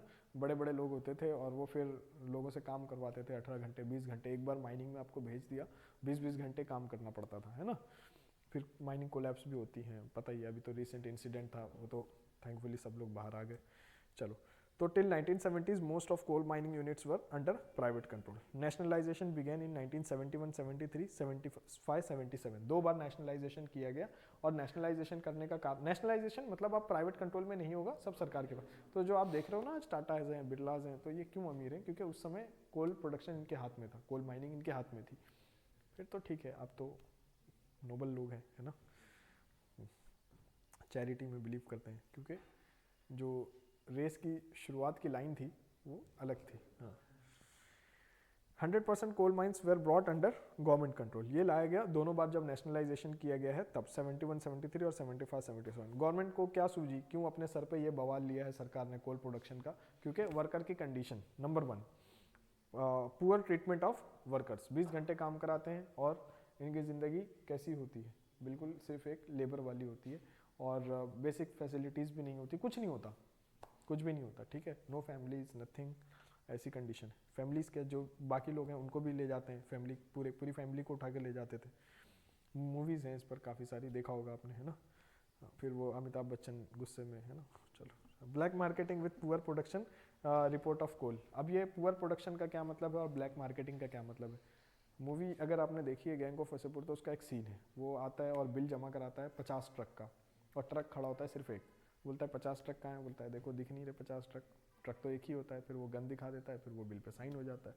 तो लोग क्या करते थे, अपने प्रोडक्शन को कम बताते थे कि नहीं इतना प्रोडक्शन तो हो ही नहीं रहा, बहुत कम प्रोडक्शन हो रहा है, और फिर बाकी का कोल क्या करते थे, ब्लैक मार्केटिंग करते थे, और उससे जो रेवेन्यू कमाते थे वो पूरा अपना, उस पर तो कोई टैक्स नहीं देना। ब्लैक मार्केटिंग पे कोई टैक्स है? ब्लैक मनी पे कोई टैक्स है नहीं ना। ब्लैक मनी आने वाली थी ना, आगे होंगे, आप एक बार अकाउंट चेक करना घर पे जाके आज, ठीक है। चलो, वो इन्फ्लेशन पढ़ा है अगर आपने तो आपको, आप बिलीव करोगे ही नहीं इन बातों में कि 15 लाख रुपए आएंगे, और आ भी जाएंगे तो आपकी परचेसिंग पावर घट जाएगी, तो वो आए या ना आए दोनों बातें बराबर हैं। तो इसलिए अब आपको एक्सेप्ट कर लेना चाहिए कि पैसे आ गए हैं, आ गए हैं, पैसे आ गए हैं, हाँ। क्योंकि अगर आ भी जाएं एक साथ, अगर आप सोचो कितनी पॉपुलेशन है हमारी, 140 करोड़, 140 करोड़ लोगों के पास 15 लाख रुपए आ जाते हैं अगर अचानक से, तो सब चीज़ों के दाम क्या होंगे, बढ़ जाएंगे, और आपकी परचेजिंग पावर क्या हो जाएगी, घट जाएगी। तो जो चीज़ आज आप 10,000 में कर पा रहे हो, कल कितने में कर पाओगे, 50,000 में। तो सारी चीज़ें तो बराबर हो गई ना। आपका दिल्ली में रहने का, ओल्ड राजेंद्र नगर में रहने का खर्चा कितना हो जाएगा, 1 लाख रुपये, तो फिर तो वो पैसे खत्म हो गए एक साल में। आ रही बात समझ? हाँ, तो मान लो आ गए हैं, इन्फ्लेशन की वजह से आपको पता नहीं चल रहा है कि आपके पास पैसे आए हैं, ठीक है। तो गवर्नमेंट ने रियलाइज़ किया कि ये तो नहीं चलेगा, very low level of coal production है और ब्लैक मार्केटिंग भी हो रही है। तो 93 में जब पहले तो नेशनलाइज किया 75-77 में, उसके बाद भी सरकार को लगा कि जो प्रोडक्शन होना चाहिए, क्योंकि कोल हमारा बेसिक फ्यूल है, मोर देन 50% इलेक्ट्रिसिटी हमारा कहाँ से आता है, कोल से ही आता है, coal based thermal power plants. तो मोर देन 50%, 54-55% अप्रॉक्सीमेटली। तो कोल हमें चाहिए ही चाहिए ना। अभी आपने बीच में देखा होगा ना, लास्ट ईयर क्या हुआ था, कोल नहीं है, कोल नहीं है, कोल नहीं है। फिर होम मिनिस्टर ने कहा नहीं कोल तो है, कोल है, टेंशन नहीं लेना है, ये सब अफवाहें हैं, जुमले नहीं है, अफवाहें हैं, ठीक है। चलो समझ गए। Government realise very low level of coal production, और 93 में गवर्नमेंट ने इंट्रोड्यूस किया कैप्टिव माइनिंग स्कीम। अभी फिर से रीइंट्रोड्यूस किया कैप्टिव माइनिंग, अभी बता दूंगा जब रिसेंट डेवलपमेंट्स पढ़ेंगे, उसमें भी एक चीज़ बतानी है उस पर। तो कैप्टिव माइनिंग किया। कैप्टिव माइनिंग का क्या मतलब है, आप मार्केट में नहीं बेचोगे, आपकी स्टील की फैक्ट्री है, आपको ये कोल की माइनिंग दे दी गई है, आप कोल इसमें से कोल एक्सट्रैक्ट करो, अपने यहाँ यूज़ करो, क्योंकि स्टील के लिए ज़रूरत है ना, आयरन ओर को पिघलाया जाता है, पता है ना स्टील कैसे बनता है, पता है ना, स्टेनलेस स्टील, हाँ कैसे बनता है, आयरन ओर होता है, उसको पिघलाते हैं, फिर वो प्योर जो फॉर्म होता है वो होता है स्टेनलेस स्टील। क्योंकि देखा होगा ना आपने, ये चीज़ स्टेनलेस स्टील की खरीदो, क्यों, क्योंकि इस पर रस्ट नहीं होता, हाँ ये रस्टिंग नहीं होती है, जंग नहीं लगता। स्टेनलेस स्टील देखते हो ना, हाँ क्यों देखते हो, क्योंकि प्योरेस्ट फॉर्म होता है वो, उसमें और किसी चीज़ की मिक्सिंग नहीं होती। तो वो बनेगा कैसे, वो उस जो आयरन ओर निकलता है उसको पिघलाना पड़ता है। तो पिघलाओगे कैसे, आग लगा के ना, कोल चाहिए ना उसके लिए, तो कोल उसके लिए इनपुट है, ठीक है। तो मान लो आपकी स्टील फैक्ट्री है, इंडस्ट्री है, तो आपने ले लिया वो कोल माइनिंग बिडिंग में, और आप उसको यूज़ कर रहे हो, ठीक है। मार्केट में नहीं बेचोगे वो कोल मार्केट में नहीं लाओगे, हाँ एज एन इनपुट यूज़ कर सकते हो, लेकिन मार्केट में लाके नहीं बेचोगे। हाँ अगर इतना ज़्यादा निकल गया कि आप उसको यूटिलाइज नहीं कर सकते, तो फिर वो कोल आप सिर्फ एक कंपनी को बेच सकते हो, वो है कोल इंडिया लिमिटेड। मतलब वो पूरा कोल आप किसको बेच पाओगे, सिर्फ और सिर्फ सरकार को बेचोगे। कोल इंडिया लिमिटेड मतलब पीएसयू, गवर्नमेंट की कंपनी है। आप मार्केट में नहीं जाओगे इसको बेचने, क्योंकि फिर आप प्राइस को डिस्टॉर्ट करोगे ना, मार्केट में जाओगे तो। हाँ, तो गवर्नमेंट ने क्या लाया, captive mining scheme, all coal mines which do not belong to a large mining circle. अब वो ऐसा नहीं है, वो वाली कोल माइनिंग नहीं है कि बस कोल माइनिंग में गए और फिर बहुत डीप तक चले, ऐसा नहीं है। वो क्या है, जो इधर उधर है असॉर्टेड, यहाँ वहाँ पड़ी हुई है ना, थोड़ी सी कोल माइन यहाँ है, अब इसको कोई कंपनी नहीं लेगी। आ रही है बात समझ में? जो कोल माइनिंग कंपनी है वो इसको नहीं लेगी, क्योंकि यहाँ थोड़ा सा कोल निकलने वाला है, हैवी मशीनरीज लानी पड़ेगी, पूरा ड्रिल करना पड़ेगा, और कोल निकलेगा इतना सा। और ये अगर आप कैप्टिव माइनिंग के अंदर दे दोगे तो उसमें क्या फ़ायदा है कि उनको रिक्वायरमेंट ही कम की है ना, और वो अपनी रिक्वायरमेंट के हिसाब से एक्सट्रैक्ट कर लेंगे। आ रही बात समझ? जैसे मान लो आपको एक माइनिंग दे दी, भाई ठंडी ज़्यादा पड़ रही है, कोयला निकालो और जलाओ, तो आप कितना कोयला निकालोगे, रोज़ 4 किलो, 5 किलो, 10 किलो, 20 किलो, इससे ज़्यादा तो नहीं निकालोगे। लेकिन अगर जिसका काम ही कोल एक्सट्रैक्शन का है, तो उनको तो ज़्यादा कोल एक्सट्रैक्ट करना है, क्योंकि उनका मेन काम वो है। तो फिर वो वाली कोल माइन लेंगे नहीं जिसमें से एक्सट्रैक्शन थोड़ा बहुत होने वाला है, लेकिन आप ले लोगे क्योंकि आपकी रिक्वायरमेंट कम है। आ रही बात समझ? तो इसके लिए कैप्टिव माइनिंग स्कीम लाई गई थी। All coal mines which do not belong to a large mining circle and where the buyer will use coal for self purpose. अब self purpose समझ रहे हो ना, फूड नहीं है कोल। हाँ, self purpose का मतलब ये नहीं है कि फूड है वो, आपके स्टील इंडस्ट्री है, आपको दूसरी चीज़ें हैं जहाँ आपको कोल जलाना पड़ता है, तो आप वहाँ के लिए ले सकते हो उसको। इलेक्ट्रिसिटी प्रोडक्शन है फॉर एग्जाम्पल, तो आप उसके लिए भी ले सकते हो। आप अपने लिए इलेक्ट्रिसिटी प्रोडक्शन खुद कर रहे हो, है ना, तो उसके लिए आपको कोल यूज़ करना है तो आप कर सकते हो, क्योंकि आपकी पावर रिक्वायरमेंट ज़्यादा है, तो आप अपनी इलेक्ट्रिसिटी खुद से प्रोडक्शन करते हो ताकि आपकी कॉस्ट कम आए, है ना ये। And not need railway transportation, और आप रेलवे ट्रांसपोर्ट, ये सब कुछ ऑब्लिगेशन थे। अगर आप कैप्टिव माइनिंग कर रहे हो तो आप रेलवे ट्रांसपोर्टेशन नहीं यूज़ करोगे, मतलब इतनी दूर तक का सफ़र नहीं करना है आपको। कैप्टिव समझ लो, सेल्फ पर्पस के लिए है। आपने यहाँ पे कोल एक्सट्रैक्ट की, यहीं पे आपने स्टील की इंडस्ट्री लगा ली, यहाँ पे आपने कोल एक्सट्रैक्ट किया, यहीं पे अपना पावर जनरेशन लगा लिया, और यहीं से आपने अपने प्रीमाइसेस में इलेक्ट्रिसिटी, प्रीमाइसेस मतलब फैक्ट्री, घर में नहीं, ठीक है, नहीं तो फिर घर में बल्ब लगाने के लिए कोल एक्सट्रैक्ट करोगे। Not need railway transportation over very long distance, can be auction for private use. समझ में आ गया ना, प्राइवेट यूज़ क्यों बोल रहे हैं? प्राइवेट यूज़ इसलिए बोल रहे हैं कि आप इसको मार्केट में बेचोगे नहीं, अदरवाइज कोल माइनिंग क्या करके क्या करोगे, मार्केट में लाओगे ना बेचने के लिए। हाँ, तो ये वो नहीं करना है आपको, ठीक है, good.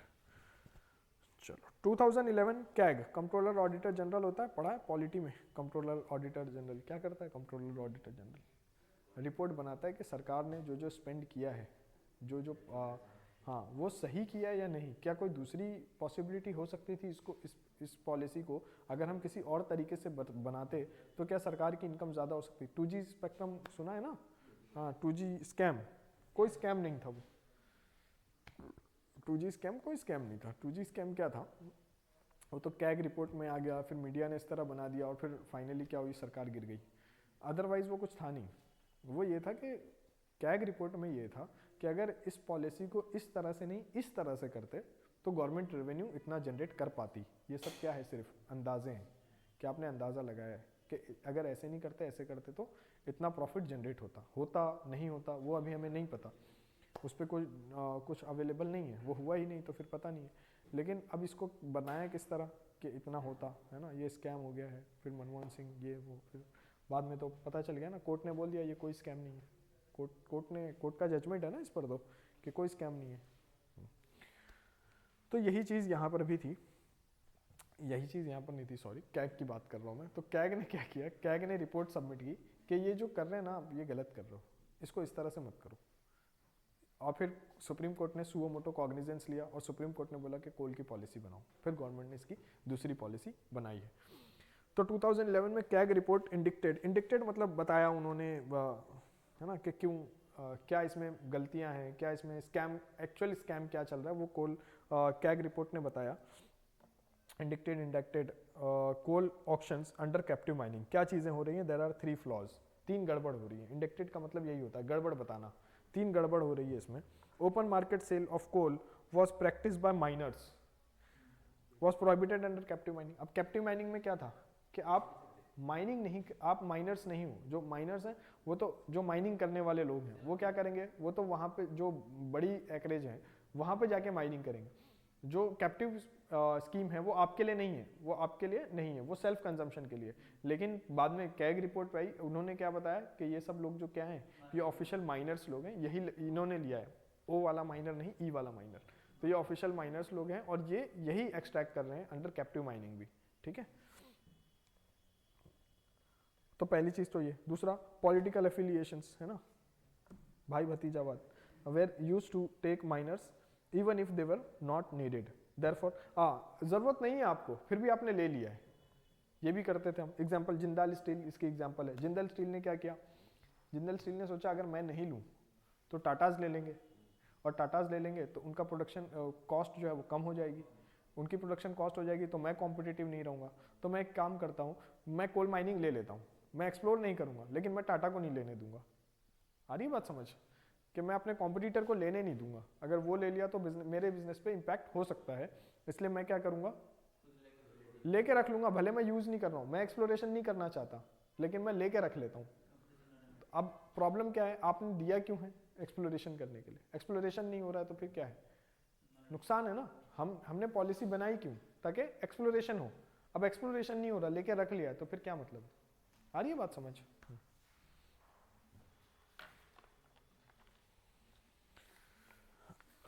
Under pricing of mines in auction, क्योंकि आपने ऑक्शन करवाया है, अब पता ही है आपको किस तरह काम होता है अंडर टेबल, तो आपने क्या किया, इसके जो दाम मिलने चाहिए थे, जो ऑक्शन में जो प्राइस मिलनी चाहिए थी वो प्राइस आपने नहीं ली है, आपने औने पौने दाम में ऑक्शन कर दिया इसका, ठीक है। Supreme Court suspended all coal mine, अब सुप्रीम कोर्ट ने क्या किया सारे कोल माइंस जो है वो क्या किए, सस्पेंड कर दिए, जो कैप्टिव माइनिंग के अंडर में दिए गए थे कैप्टिव माइनिंग रिजीम में इन 2012 through suo motu power, suo motu cognizance. ये जो कैग रिपोर्ट आई और इससे सरकार ने, इससे सुओ कोर्ट ने क्या किया कि सारे जितने कैप्टिव माइनिंग थे सब सस्पेंड कर दिए, किसी का कुछ अधिकार नहीं है, और फिर गवर्नमेंट को कहा कि आप एक नई पॉलिसी बनाओ, ये खत्म है ना, तो सारे राइट्स आपके क्या हो गए, खत्म हो गए। अब ये भी एक प्रॉब्लम है, पता है क्या है, कुछ तो जेन्युइन रहे होंगे ना, कुछ लोग तो जेन्युइन रहे होंगे जो कैप्टिव माइनिंग में बिड किया जिन्होंने और यूज़ कर रहे हैं, अब वो जेन्युइन लोग फिर फंस जाते हैं इस तरह की चीज़ों पे, क्योंकि गवर्नमेंट ने तो सारे सस्पेंड कर दिए, कोर्ट ने सारे सस्पेंड कर दिए, तो अब जो जेन्युइन लोग थे उनका भी नुकसान हो गया।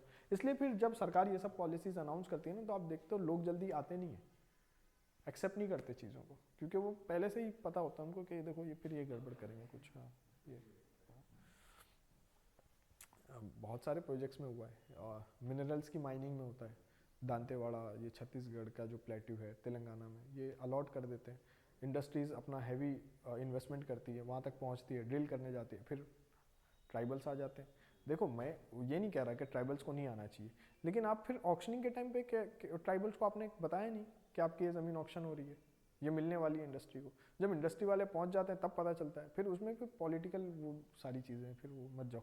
तो जो दिखता है वो रियलिटी नहीं है, ठीक है, वो मैंने आपको बता दिया है सब, गरीब रथ वगैरह, वो रियलिटी आपको पता है अभी। चलो 2015 में गवर्नमेंट ने नई पॉलिसी बनाई, new coal exploration policy by government. Number 1, Coal India Limited will be the nodal body auctioning and using, nodal body for auctioning and using coal mines. तो सबसे ऊपर किसको रखा है? नोडल बॉडी, मतलब सारी पॉलिसीज बनाना, रेगुलेशन का काम करना। हालांकि रेगुलेशन का काम नहीं देना चाहिए, है ना, वो बिल आया था पार्लियामेंट में 2013 में ही एक रेगुलेटरी अथॉरिटी बनाने की, लेकिन वो फिर बनी नहीं अब तक। हाँ, तो new coal exploration policy by the government, Coal India Limited will be the nodal body for auctioning and using coal mines. Captive bidding will be conducted and e auctioning, यहाँ पर क्या होगा? ई ऑक्शनिंग होगी, ठीक है, e auctioning होगी with reverse bidding will also be conducted on 10% mines. Reverse bidding का क्या मतलब होता है? उस समय 10% रखा था, अभी 40% हो गया रिवर्स बिडिंग। अभी बताता हूँ रिवर्स बिडिंग क्या है। 10% जब पॉलिसी आई थी 2015 में तब था, अब इसको कितना कर दिया है सरकार ने? 40%। तो ये रिवर्स बिडिंग क्या होता है? देखो, ये माइन है, ठीक है, सरकार ने आपको राइट्स दिए, आप जाओगे यहाँ पे लेबर लगाओगे, सारा इनपुट लगाओगे और कोल एक्सट्रैक्ट करोगे। ये कोल आपने निकाल लिया बाहर, ये कोल आ गया, ठीक है। अब वो पूरा कोल सरकार का है, बिडिंग हुई ना, बिडिंग में आपने कोल ले लिया, माइन ले ली, माइनिंग की, जैसी माइन से जो कोल निकला वो पूरा किसका हो गया? सरकार का।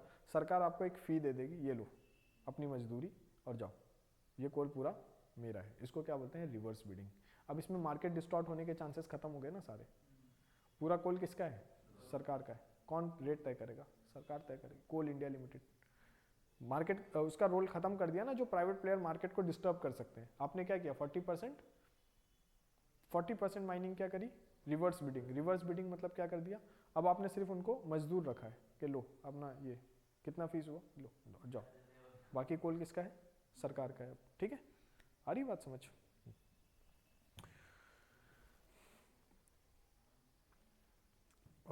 51% FDI in coal mining will be allowed through automatic route. Automatic route मतलब गवर्नमेंट से आके परमिशन लेने की जरूरत नहीं है। एफडीआई में कौन आएगा अभी? समझ रहे हो आप? क्यों आएगा कोई?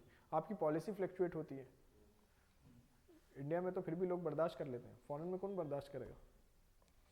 इन 2020 अंडर आत्मनिर्भर भारत प्रोग्राम, आत्मनिर्भर भारत की जो अनाउंसमेंट हुई है उसमें कोल से रिलेटेड ये है, government allowed professional mining in India, that is open market sale of coal will be allowed. जो कैप्टिव मार्केटिंग में बंद है ना, कि आप एक्सट्रैक्ट करके मार्केट में नहीं बेच सकते, अब ये एक्सट्रैक्ट करके मार्केट में बेच सकते हो अंडर 2020 पॉलिसी जो आत्मनिर्भर भारत में अनाउंस हुई है। फिर कोल को ना लिक्विफाइड किया जाता है, गैसिफिकेशन ऑफ कोल होता है। उससे क्या करते हैं कि कोल को बर्न करने से जो पोल्यूशन होता है, जो ग्रीन हाउस गैसेस एमिशन होती है, तो अगर आप इसको, एक दो प्रोसेस हैं, एक लिक्विफिकेशन और एक है गैसिफिकेशन, लिक्विफाइड कोल और गैसिफाइड कोल। इससे क्या होता है? ग्रीन हाउस गैसेस का एमिशन कम हो जाता है और कोल को आप कन्वर्ट कर लेते हो एक लिक्विड में और एक गैस के फॉर्म में, ठीक है। इसको बोलते हैं गैसिफिकेशन और लिक्विफिकेशन, साइंस में पढ़ोगे, अभी फिलहाल इतना समझ लो, ये दो प्रोसेस होते हैं। तो liquefied coal and gasified coal will be connected to national gas grid formed in June 2020। National grid, तो आप इससे क्या कर रहे हो? गैस के सप्लाई को बढ़ा रहे हो, ठीक है। तो इससे क्या हो रहा है? आपका जो इमिशन होने वाला था वो घट गया है, जो कार्बन इमिशंस हैं, जो ग्रीन हाउस गैसेस इमिशंस हैं, उसको आपने घटा लिया, क्योंकि इंडिया की जो कोल की क्वालिटी है वो खराब है। हमारे यहाँ जो कोल होता है वो कौन सा होता है? बिटुमिनस होता है। और जो सबसे बेटर क्वालिटी, जिसमें धुआं ज़्यादा निकलेगा, वो होता है बिटुमिनस, जिसमें कोल एशेस कंटेंट जिसमें ज़्यादा है उसमें धुआं ज़्यादा निकलता है। तो हमारे यहाँ जो कोल होता है बिटुमिनस, उसमें धुआं ज़्यादा निकलता है। तो आप देखोगे ना, जो कोल यूज़ करते हैं नॉर्मली, उसमें बहुत धुआं होता है। सबसे बेस्ट क्वालिटी का होता है एंथ्रासाइट। एंथ्रासाइट में धुआं नहीं निकलता, कोल जलता हुआ दिखेगा बस आपको। बहुत सारा देखा होगा आपने वीडियो, कोल जल रहा है लेकिन धुआं नहीं है, वो है एंथ्रासाइट कोल। वो हमारे यहाँ सिर्फ थोड़ा बहुत अवेलेबल है, कोई एक माइन है जम्मू एंड कश्मीर में और कोई एक इधर उधर है बस, तो ज़्यादा अवेलेबल है नहीं। ज़्यादा हमारे यहाँ जो कोल है वो कौन सा है? बिटुमिनस। उससे भी ख़राब क्वालिटी होता है लिग्नाइट, उसमें तो धुआं ही धुआं निकल रहा होता है ना। तो ये सब क्वालिटी है कोल की, पढ़ोगे आप अभी जब ये मिनरल्स पढ़ोगे ना, उसमें पढ़ लोगे। ठीक है, कहाँ थे हम, हाँ चलो। तो government allowed 100% FDI in coal production through automatic route, अब 100% कर दिया इसको, ठीक है।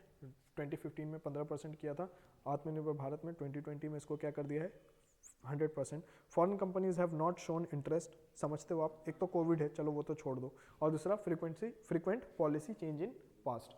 तो इतना सारा आपने पॉलिसी चेंज किया है कि अब किसी को आप पर भरोसा है नहीं कि आप कितने दिन तक ये पॉलिसी भी बरकरार रखोगे, है ना। इसमें कंक्लूजन लिख लो जल्दी से, कुछ खास कंक्लूजन लिखना नहीं है। कोल का सेक्टर समझ में आ गया क्या पहले, हाँ, इसमें जो इश्यूज हैं, जो चैलेंजेस हैं प्राइसिंग को लेकर और माइनिंग को लेकर, ये समझ में आ गया ना, हाँ ठीक है।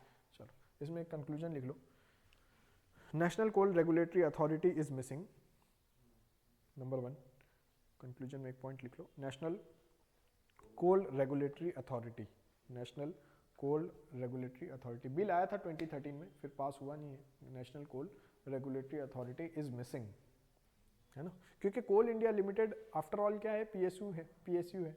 हम चाह रहे हैं कि एक रेगुलेटरी अथॉरिटी हो, क्योंकि प्राइवेट प्लेयर्स ज़्यादा हैं, तो रेगुलेटरी अथॉरिटी होनी चाहिए, जैसे टेलीकम्युनिकेशन में है, Telecom Regulatory Authority of India है ना, ऐसा होना चाहिए। तो एक national coal regulatory authority is missing. Number 2, clarity on environmental policies on coal, clarity on environmental policies, clarity on environmental policies on coal, क्या होता है कि आप अचानक से अनाउंस कर देते हो एक दिन कि हम सारे एनटीपीसी प्लांट्स बंद कर रहे हैं, क्या कर रहे हो, ये एनटीपीसी प्लांट क्यों बंद कर रहे हो, फिर कोल का कहाँ पर यूज़ होगा, इतना कोल निकालोगे, फिर आप बोलते हो कि कोल पे ये सेस लगा देंगे, कोल पे वो सेस लगा देंगे, फिर कोल पे सेस लगाया है तो प्राइसेस भी इम्पैक्ट होंगे ना, फिर एनर्जी प्राइसेस बढ़ेंगे आप पे, फिर आप प्राइसिंग इस पे एनवायरमेंटल पॉलिसीज क्लियर नहीं होती है। Clarity on environmental policies on coal, और introduction of gasification of coal, ये ज़्यादा से ज़्यादा करना चाहिए हमें, introduction of gasification of coal, क्योंकि जो कोल के डिसएडवांटेज है वो यहाँ कवर हो जाते हैं। Introduction of gasification of coal, washing of coal, ये सब सुनोगे आप, है ना, कोल को वॉश कर देते हैं, ये सब पढ़ोगे अभी साइंस में आएगा, देखते हैं। वॉश से फिर क्या होता है, वो इमिशन कम होता है ना फिर, ठीक है। चलो ये था कोल के ऊपर। अब हम आते हैं रिन्यूएबल एनर्जी डेवलपमेंट में। रिन्यूएबल एनर्जी डेवलपमेंट थोड़ा स्टार्ट कर लेते हैं, फिर इसको कल कंटिन्यू करेंगे, लेकिन कुछ पढ़ लेते हैं, अभी हमारे पास टाइम है ना। चलो फर्स्ट रिन्यूएबल एनर्जी डेवलपमेंट 1985 में हमने रिन्यूएबल एनर्जी डेवलपमेंट की पॉलिसी बनाई 1985 में, और 1985 में ही हमने MNRE भी बनाया, ministry of new and renewable energy, है ना, ministry of new and renewable energy MNRE, ये हमने कब स्टैब्लिश किया है 1985 में। और हमारा इनिशियल फोकस था विंड एनर्जी पर, 1985 में विंड एनर्जी पे ज़्यादा फोकस था। क्यों? क्योंकि सोलार की टेक्नोलॉजी डेवलप नहीं थी, हमें पता नहीं था कि सोलार में इतना पोटेंशियल है, टेक्नोलॉजी डेवलप्ड नहीं थी। तो हमारा फोकस 1985 में शुरू में जब रिन्यूएबल एनर्जी पे हमने काम करना शुरू किया तो हमारा फोकस किस पे गया, विंड पर गया। आ रही बात समझ में? क्यों विंड पर गया, क्यों सोलार? क्योंकि सोलार इफिशिएंट, मोर इफिशिएंट देन विंड है ना। तो फिर लेकिन उस समय सोलार के लिए टेक्नोलॉजी अवेलेबल नहीं थी, तो इसलिए हमारा फोकस विंड पर था, विंड ड्राइव वगैरह स्टार्ट की हमने। इन 2021 solar energy is having highest share in renewable energy, है ना। 2021 में अभी भी सोलार की ही हायर है। टोटल जो हम रिन्यूएबल से प्रोड्यूस कर रहे हैं, साइड में कहीं लिख लो, टोटल जो रिन्यूएबल एनर्जी से हम प्रोड्यूस कर रहे हैं ना वो है 180 गीगावाट। टोटल एनर्जी जो हम प्रोड्यूस कर रहे हैं रिन्यूएबल से वो है 180 गीगावाट, है ना। 1000 मेगावाट का 1 गीगावाट होता है, तो 180 गीगावाट हम प्रोड्यूस कर रहे हैं रिन्यूएबल एनर्जी से, जिसमें सोलार का शेयर है 75 गीगावाट, है ना। हाँ 180 गीगावाट टोटल है रिन्यूएबल से जो हम प्रोड्यूस कर रहे हैं, सोलार, विंड, बायोमास, बायोफ्यूल, ये एटसेट्रा, ये सारी चीज़ों से मिला के हम कितना प्रोड्यूस कर रहे हैं 180 गीगावाट, जिसमें सोलार से कितना है 75 लिख लो, 72 लिख लो, 72 गीगावाट। सोलार से कितना प्रोड्यूस कर रहे हैं 72 गीगावाट, और विंड से कितना प्रोड्यूस कर रहे हैं 45 गीगावाट। तो अब समझ में आ रहा है, विंड में 45 है और सोलार में कितना है 72। ऐसे ही लिखना है इतना, बस ऐसे। टोटल रिन्यूएबल एनर्जी पढ़ रहे हैं तो ये टोटल किसका शेयर हो गया, रिन्यूएबल एनर्जी का। ये टोटल है। इसमें सोलार में कितना है 72, विंड में कितना है 45। तो इनिशियली हमें लगा था विंड में पोटेंशियल ज़्यादा है, बट जैसे जैसे टेक्नोलॉजी इवॉल्व हुई तो हमें पता लगा कि सोलर में ज़्यादा, और अब हम सोलर से ज़्यादा एनर्जी प्रोड्यूस भी कर रहे हैं ना। चलो विंड एनर्जी पे देखते हैं, विंड एनर्जी में क्या है। 38,600 मेगावाट ऑफ इलेक्ट्रिसिटी, ये टोटल जनरेशन कैपेसिटी है। टोटल प्रोड्यूस इतना हो रहा है या नहीं, अभी इस पर बात नहीं कर रहे हैं। प्रोडक्शन कैपेसिटी कितनी है 38,600 मेगावाट। अभी हम प्रोड्यूस कितना कर रहे हैं 45,000 मेगावाट। इसका मतलब हमारी प्रोडक्शन कैपेसिटी बढ़ चुकी है, तभी तो विंड से हम अभी 45 गीगावाट लिखा ना आपने, तो इसका मतलब टोटल कैपेसिटी कितनी हो गई 45,000 मेगावाट। ये वाला डेटा जो है ये अभी का है ना, वो पुराना डेटा उसको छोड़ देना, जो 38,600 मेगावाट है। अच्छा विंड में आप देखो जो ग्रोथ हुई है वो कितनी ज़्यादा हुई है। 2013 में कितना था 13,000, अभी कितना है 45,000। अभी विंड में 45,000 है ना, ये जो आपने 2023 का डेटा, ये 2023 का डेटा है अभी का, उसमें जो है वो 2021 का है, ये 2023 का है। 2023 में क्या देख रहे हो आप, विंड से कितना आ रहा है 45,000 मेगावाट, और 2013 में कितना आ रहा था ओनली 13,000 मेगावाट। तो 13,000 से 45,000, तो ग्रोथ हुआ है ना, बस ये ग्रोथ ही समझ रहे हैं हम इसमें, ठीक है। Gigawatt is equal to 1000 megawatt लिखा है। चलो बाय 2022 टारगेट वाज 60,000 मेगावाट, लेकिन कितना कर पाए हम 45 मेगावाट गीगावाट। आ रही है बात समझ में, मतलब टारगेट था हमारा 60,000 का, हुआ कितना 45,000, ठीक है। Revise to 67,000 by working paper of MNRE, लेकिन अभी हम कितना अचीव कर पाए हैं 45। और ये अब सब टारगेट 2030 के हैं, तो 2030 के टारगेट्स हम जब साइंस में पढ़ेंगे ना रिन्यूएबल एनर्जी डिटेल में, तो वहाँ पर पढ़ लेंगे, ठीक है। अभी हमें मेनली प्राइसिंग के बारे में बात करनी है, इसलिए ये सब डिटेल को हम अभी छोड़ते जा रहे हैं। बेनिफिट्स क्या है विंड एनर्जी और reasons for India's focus on wind energy. Wind energy पे हमारा फोकस क्यों है। Number 1 very long coast line. तो हमारी जो कोस्ट लाइन है 7500 किलोमीटर की, 7500 किलोमीटर, तो इसमें हम ज़्यादा से ज़्यादा विंड मिल लगा सकते हैं, है ना। जो ऑफशोर विंड्स आती हैं, इंश्योरेंस आती हैं, डिफरेंट डिफरेंट टाइप की विंड है, पढ़ा होगा ना आपने। लू भी एक विंड है, लोकल विंड। तो साउथ अभी ज़्यादातर डिपेंडेंस किस पर होता है मानसून ड्यूरेशन में। ड्यूरिंग मानसून बहुत सारी विंड चलती है। साउथ वेस्ट मानसून पढ़ा होगा ना आपने, साउथ वेस्ट विंड्स जो आती हैं। रिट्रीटिंग मानसून होता है, नॉर्थ ईस्ट से जो वेव चलती है, हाँ ठीक है। तो ये very long coast line 75,000 kilometres plus large desert है हमारे पास राजस्थान में, है ना। जोग्राफिकल एडवांटेज है दैट इज। तो पोटेंशियल हमारे पास कितना है 300,000 मेगावाट का पोटेंशियल है, मतलब 300 गीगावाट का पोटेंशियल है। हम एक्सप्लोर कितना कर पा रहे हैं सिर्फ 45 गीगावाट। पोटेंशियल कितना है विंड में 300 गीगावाट का पोटेंशियल है। तो एक अच्छा खासा एनर्जी सोर्स आप यहाँ से ले सकते हो, ये पोटेंशियल है। लेकिन अभी हम कर क्यों नहीं पा रहे हैं, टेक्नोलॉजी की वजह से है। Continuously falling cost of production. Cost of production गिर रहा है क्योंकि टेक्नोलॉजी अपग्रेड हो रही है। अपग्रेड कैसे हो रही है, हमने इसकी हाइट बढ़ा दी है ना। पहले 100 मीटर की हाइट होती थी, अब 120 मीटर की हाइट पे लगता है। पहले इसके जो ब्लेड्स थे वो छोटे छोटे ब्लेड्स हुआ करते थे, 3.6 मीटर 3.5 मीटर। अब जो ब्लेड्स हैं ये 5 मीटर तक के ब्लेड होते हैं, तो बड़े ब्लेड्स होते हैं, तो ज़्यादा पावर जनरेशन होगा। नहीं समझ में, हाँ उसकी हाइट जितना ऊपर लगाओगे उतनी ज़्यादा विंड चलेगी, उसको कैप्चर करेगा। और उसके ब्लेड्स जितने ज़्यादा लॉन्ग ब्लेड्स होंगे उतना ज़्यादा एफिशिएंट होगा वो, है ना। आ रही बात समझ में। तो पहले ब्लेड्स छोटे, ये सब याद नहीं रखना है, ये सब मैं ऐसे ही बता दे रहा हूँ। बाकी कॉस्ट ऑफ प्रोडक्शन गिर रहा है, तो कॉस्ट ऑफ प्रोडक्शन किस वजह से गिर रहा है, टेक्नोलॉजी इंप्रूवमेंट हो रही है। टेक्नोलॉजी इंप्रूवमेंट मतलब क्या, उसकी हाइट बढ़ा दी आपने और टॉलर विंड मिल लगा दिए और उसके ब्लेड के साइज बड़े हो गए, तो ज़्यादा पावर जनरेशन हो सकता है यहाँ से। ऑक्शनिंग इंट्रोड्यूस फ्रॉम हाँ इम्प्रूव टेक्नोलॉजी समझ गए। Auctioning introduce from 2016 in this sector. 2016 में विंड एनर्जी इज ऑक्शन्ड बाय, ये सोलार एनर्जी कमीशन से ही हो रहा है, SECC लिखा है ना, मतलब सोलार एनर्जी कमीशन ही विंड के पावर को ऑक्शन, विंड पावर को ऑक्शन करती है। अलग से विंड के लिए हमने कुछ नहीं बनाया, मैंने बता दिया ना, वो विंड और सोलार हाइब्रिड लेके चल रहे हैं हम। तो विंड की ऑक्शनिंग भी कौन करता है, SECC करता है, ठीक है। सोलार एनर्जी कमीशन 2016 में जो एवरेज प्राइस था वो अप्रॉक्सीमेटली 6-7 किलोवाट आवर का था, लेकिन अब जो एवरेज प्राइस है वो आ गया है 2.5-2.6 रुपीज़ पर किलोवाट आवर, ठीक है। समझ में आ रहा है ना, प्राइस कॉम्पिटिटिव हो गए हैं। ब्रैकेट में लिख लेना कहीं पर, अभी जो प्राइस है एवरेज प्राइस वो कितना है जनरेशन का 2.6 किलोवाट, 2.6 रुपीज़ पर किलोवाट आवर, है ना। ऐसे लिखते हैं ना उसको, किलोवाट आवर, ठीक है, के capital, W capital, H small, kilowatt hour, तब कभी कभी एच को कैपिटल भी लिख देते हैं, ठीक है। तो ये provides energy security with solar energy as a clean source of energy. Clean source of energy है, कोई इमिशन नहीं हो रहा है, और सोलार के साथ अगर हाइब्रिड कर देते हैं तो जब सोलार अवेलेबल नहीं है तो विंड अवेलेबल है, इस तरह से ये एनर्जी सिक्योरिटी प्रोवाइड कर सकता है। चैलेंजेस क्या है?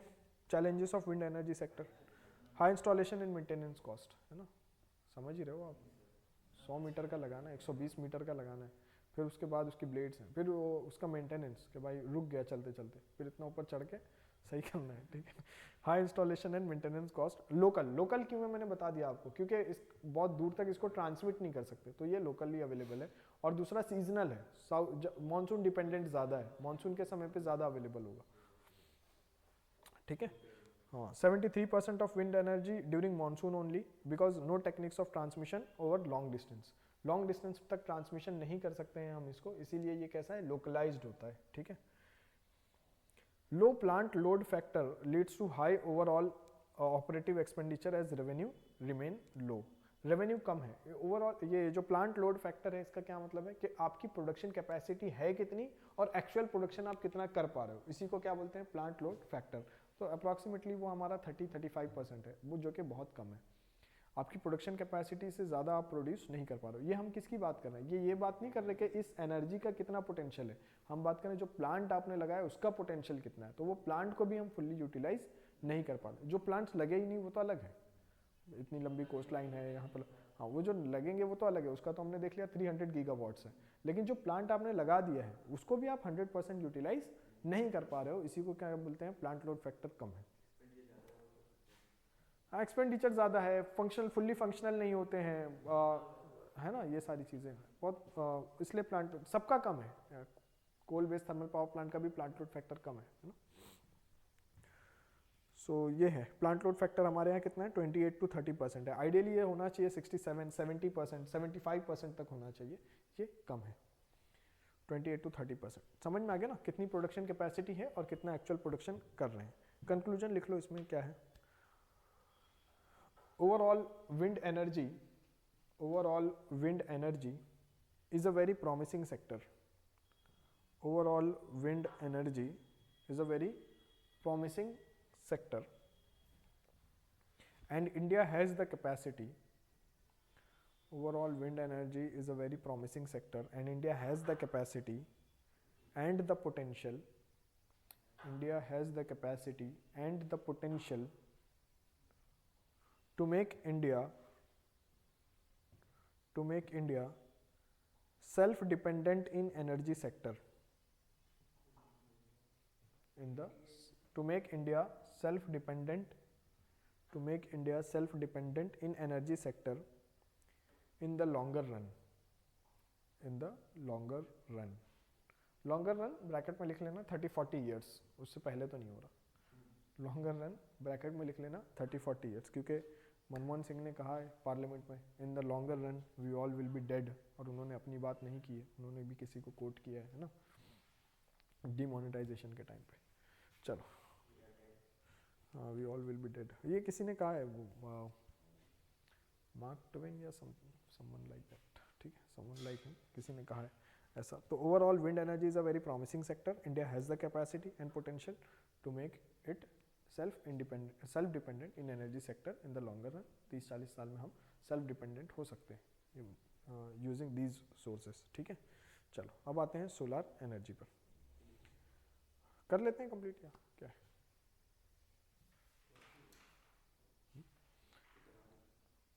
कर लेते हैं सोलार, है ना, ज़्यादा डिफ़िकल्ट है नहीं, छोटी छोटी चीज़ें हैं सोलार में।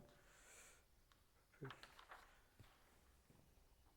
चलो ठीक है, कल ही कर लेंगे सोलार शेल, और फिर यहाँ से कल कोशिश करेंगे कि ये कंप्लीट हो जाए, है ना, फिर इसके अलावा चीज़ करेंगे।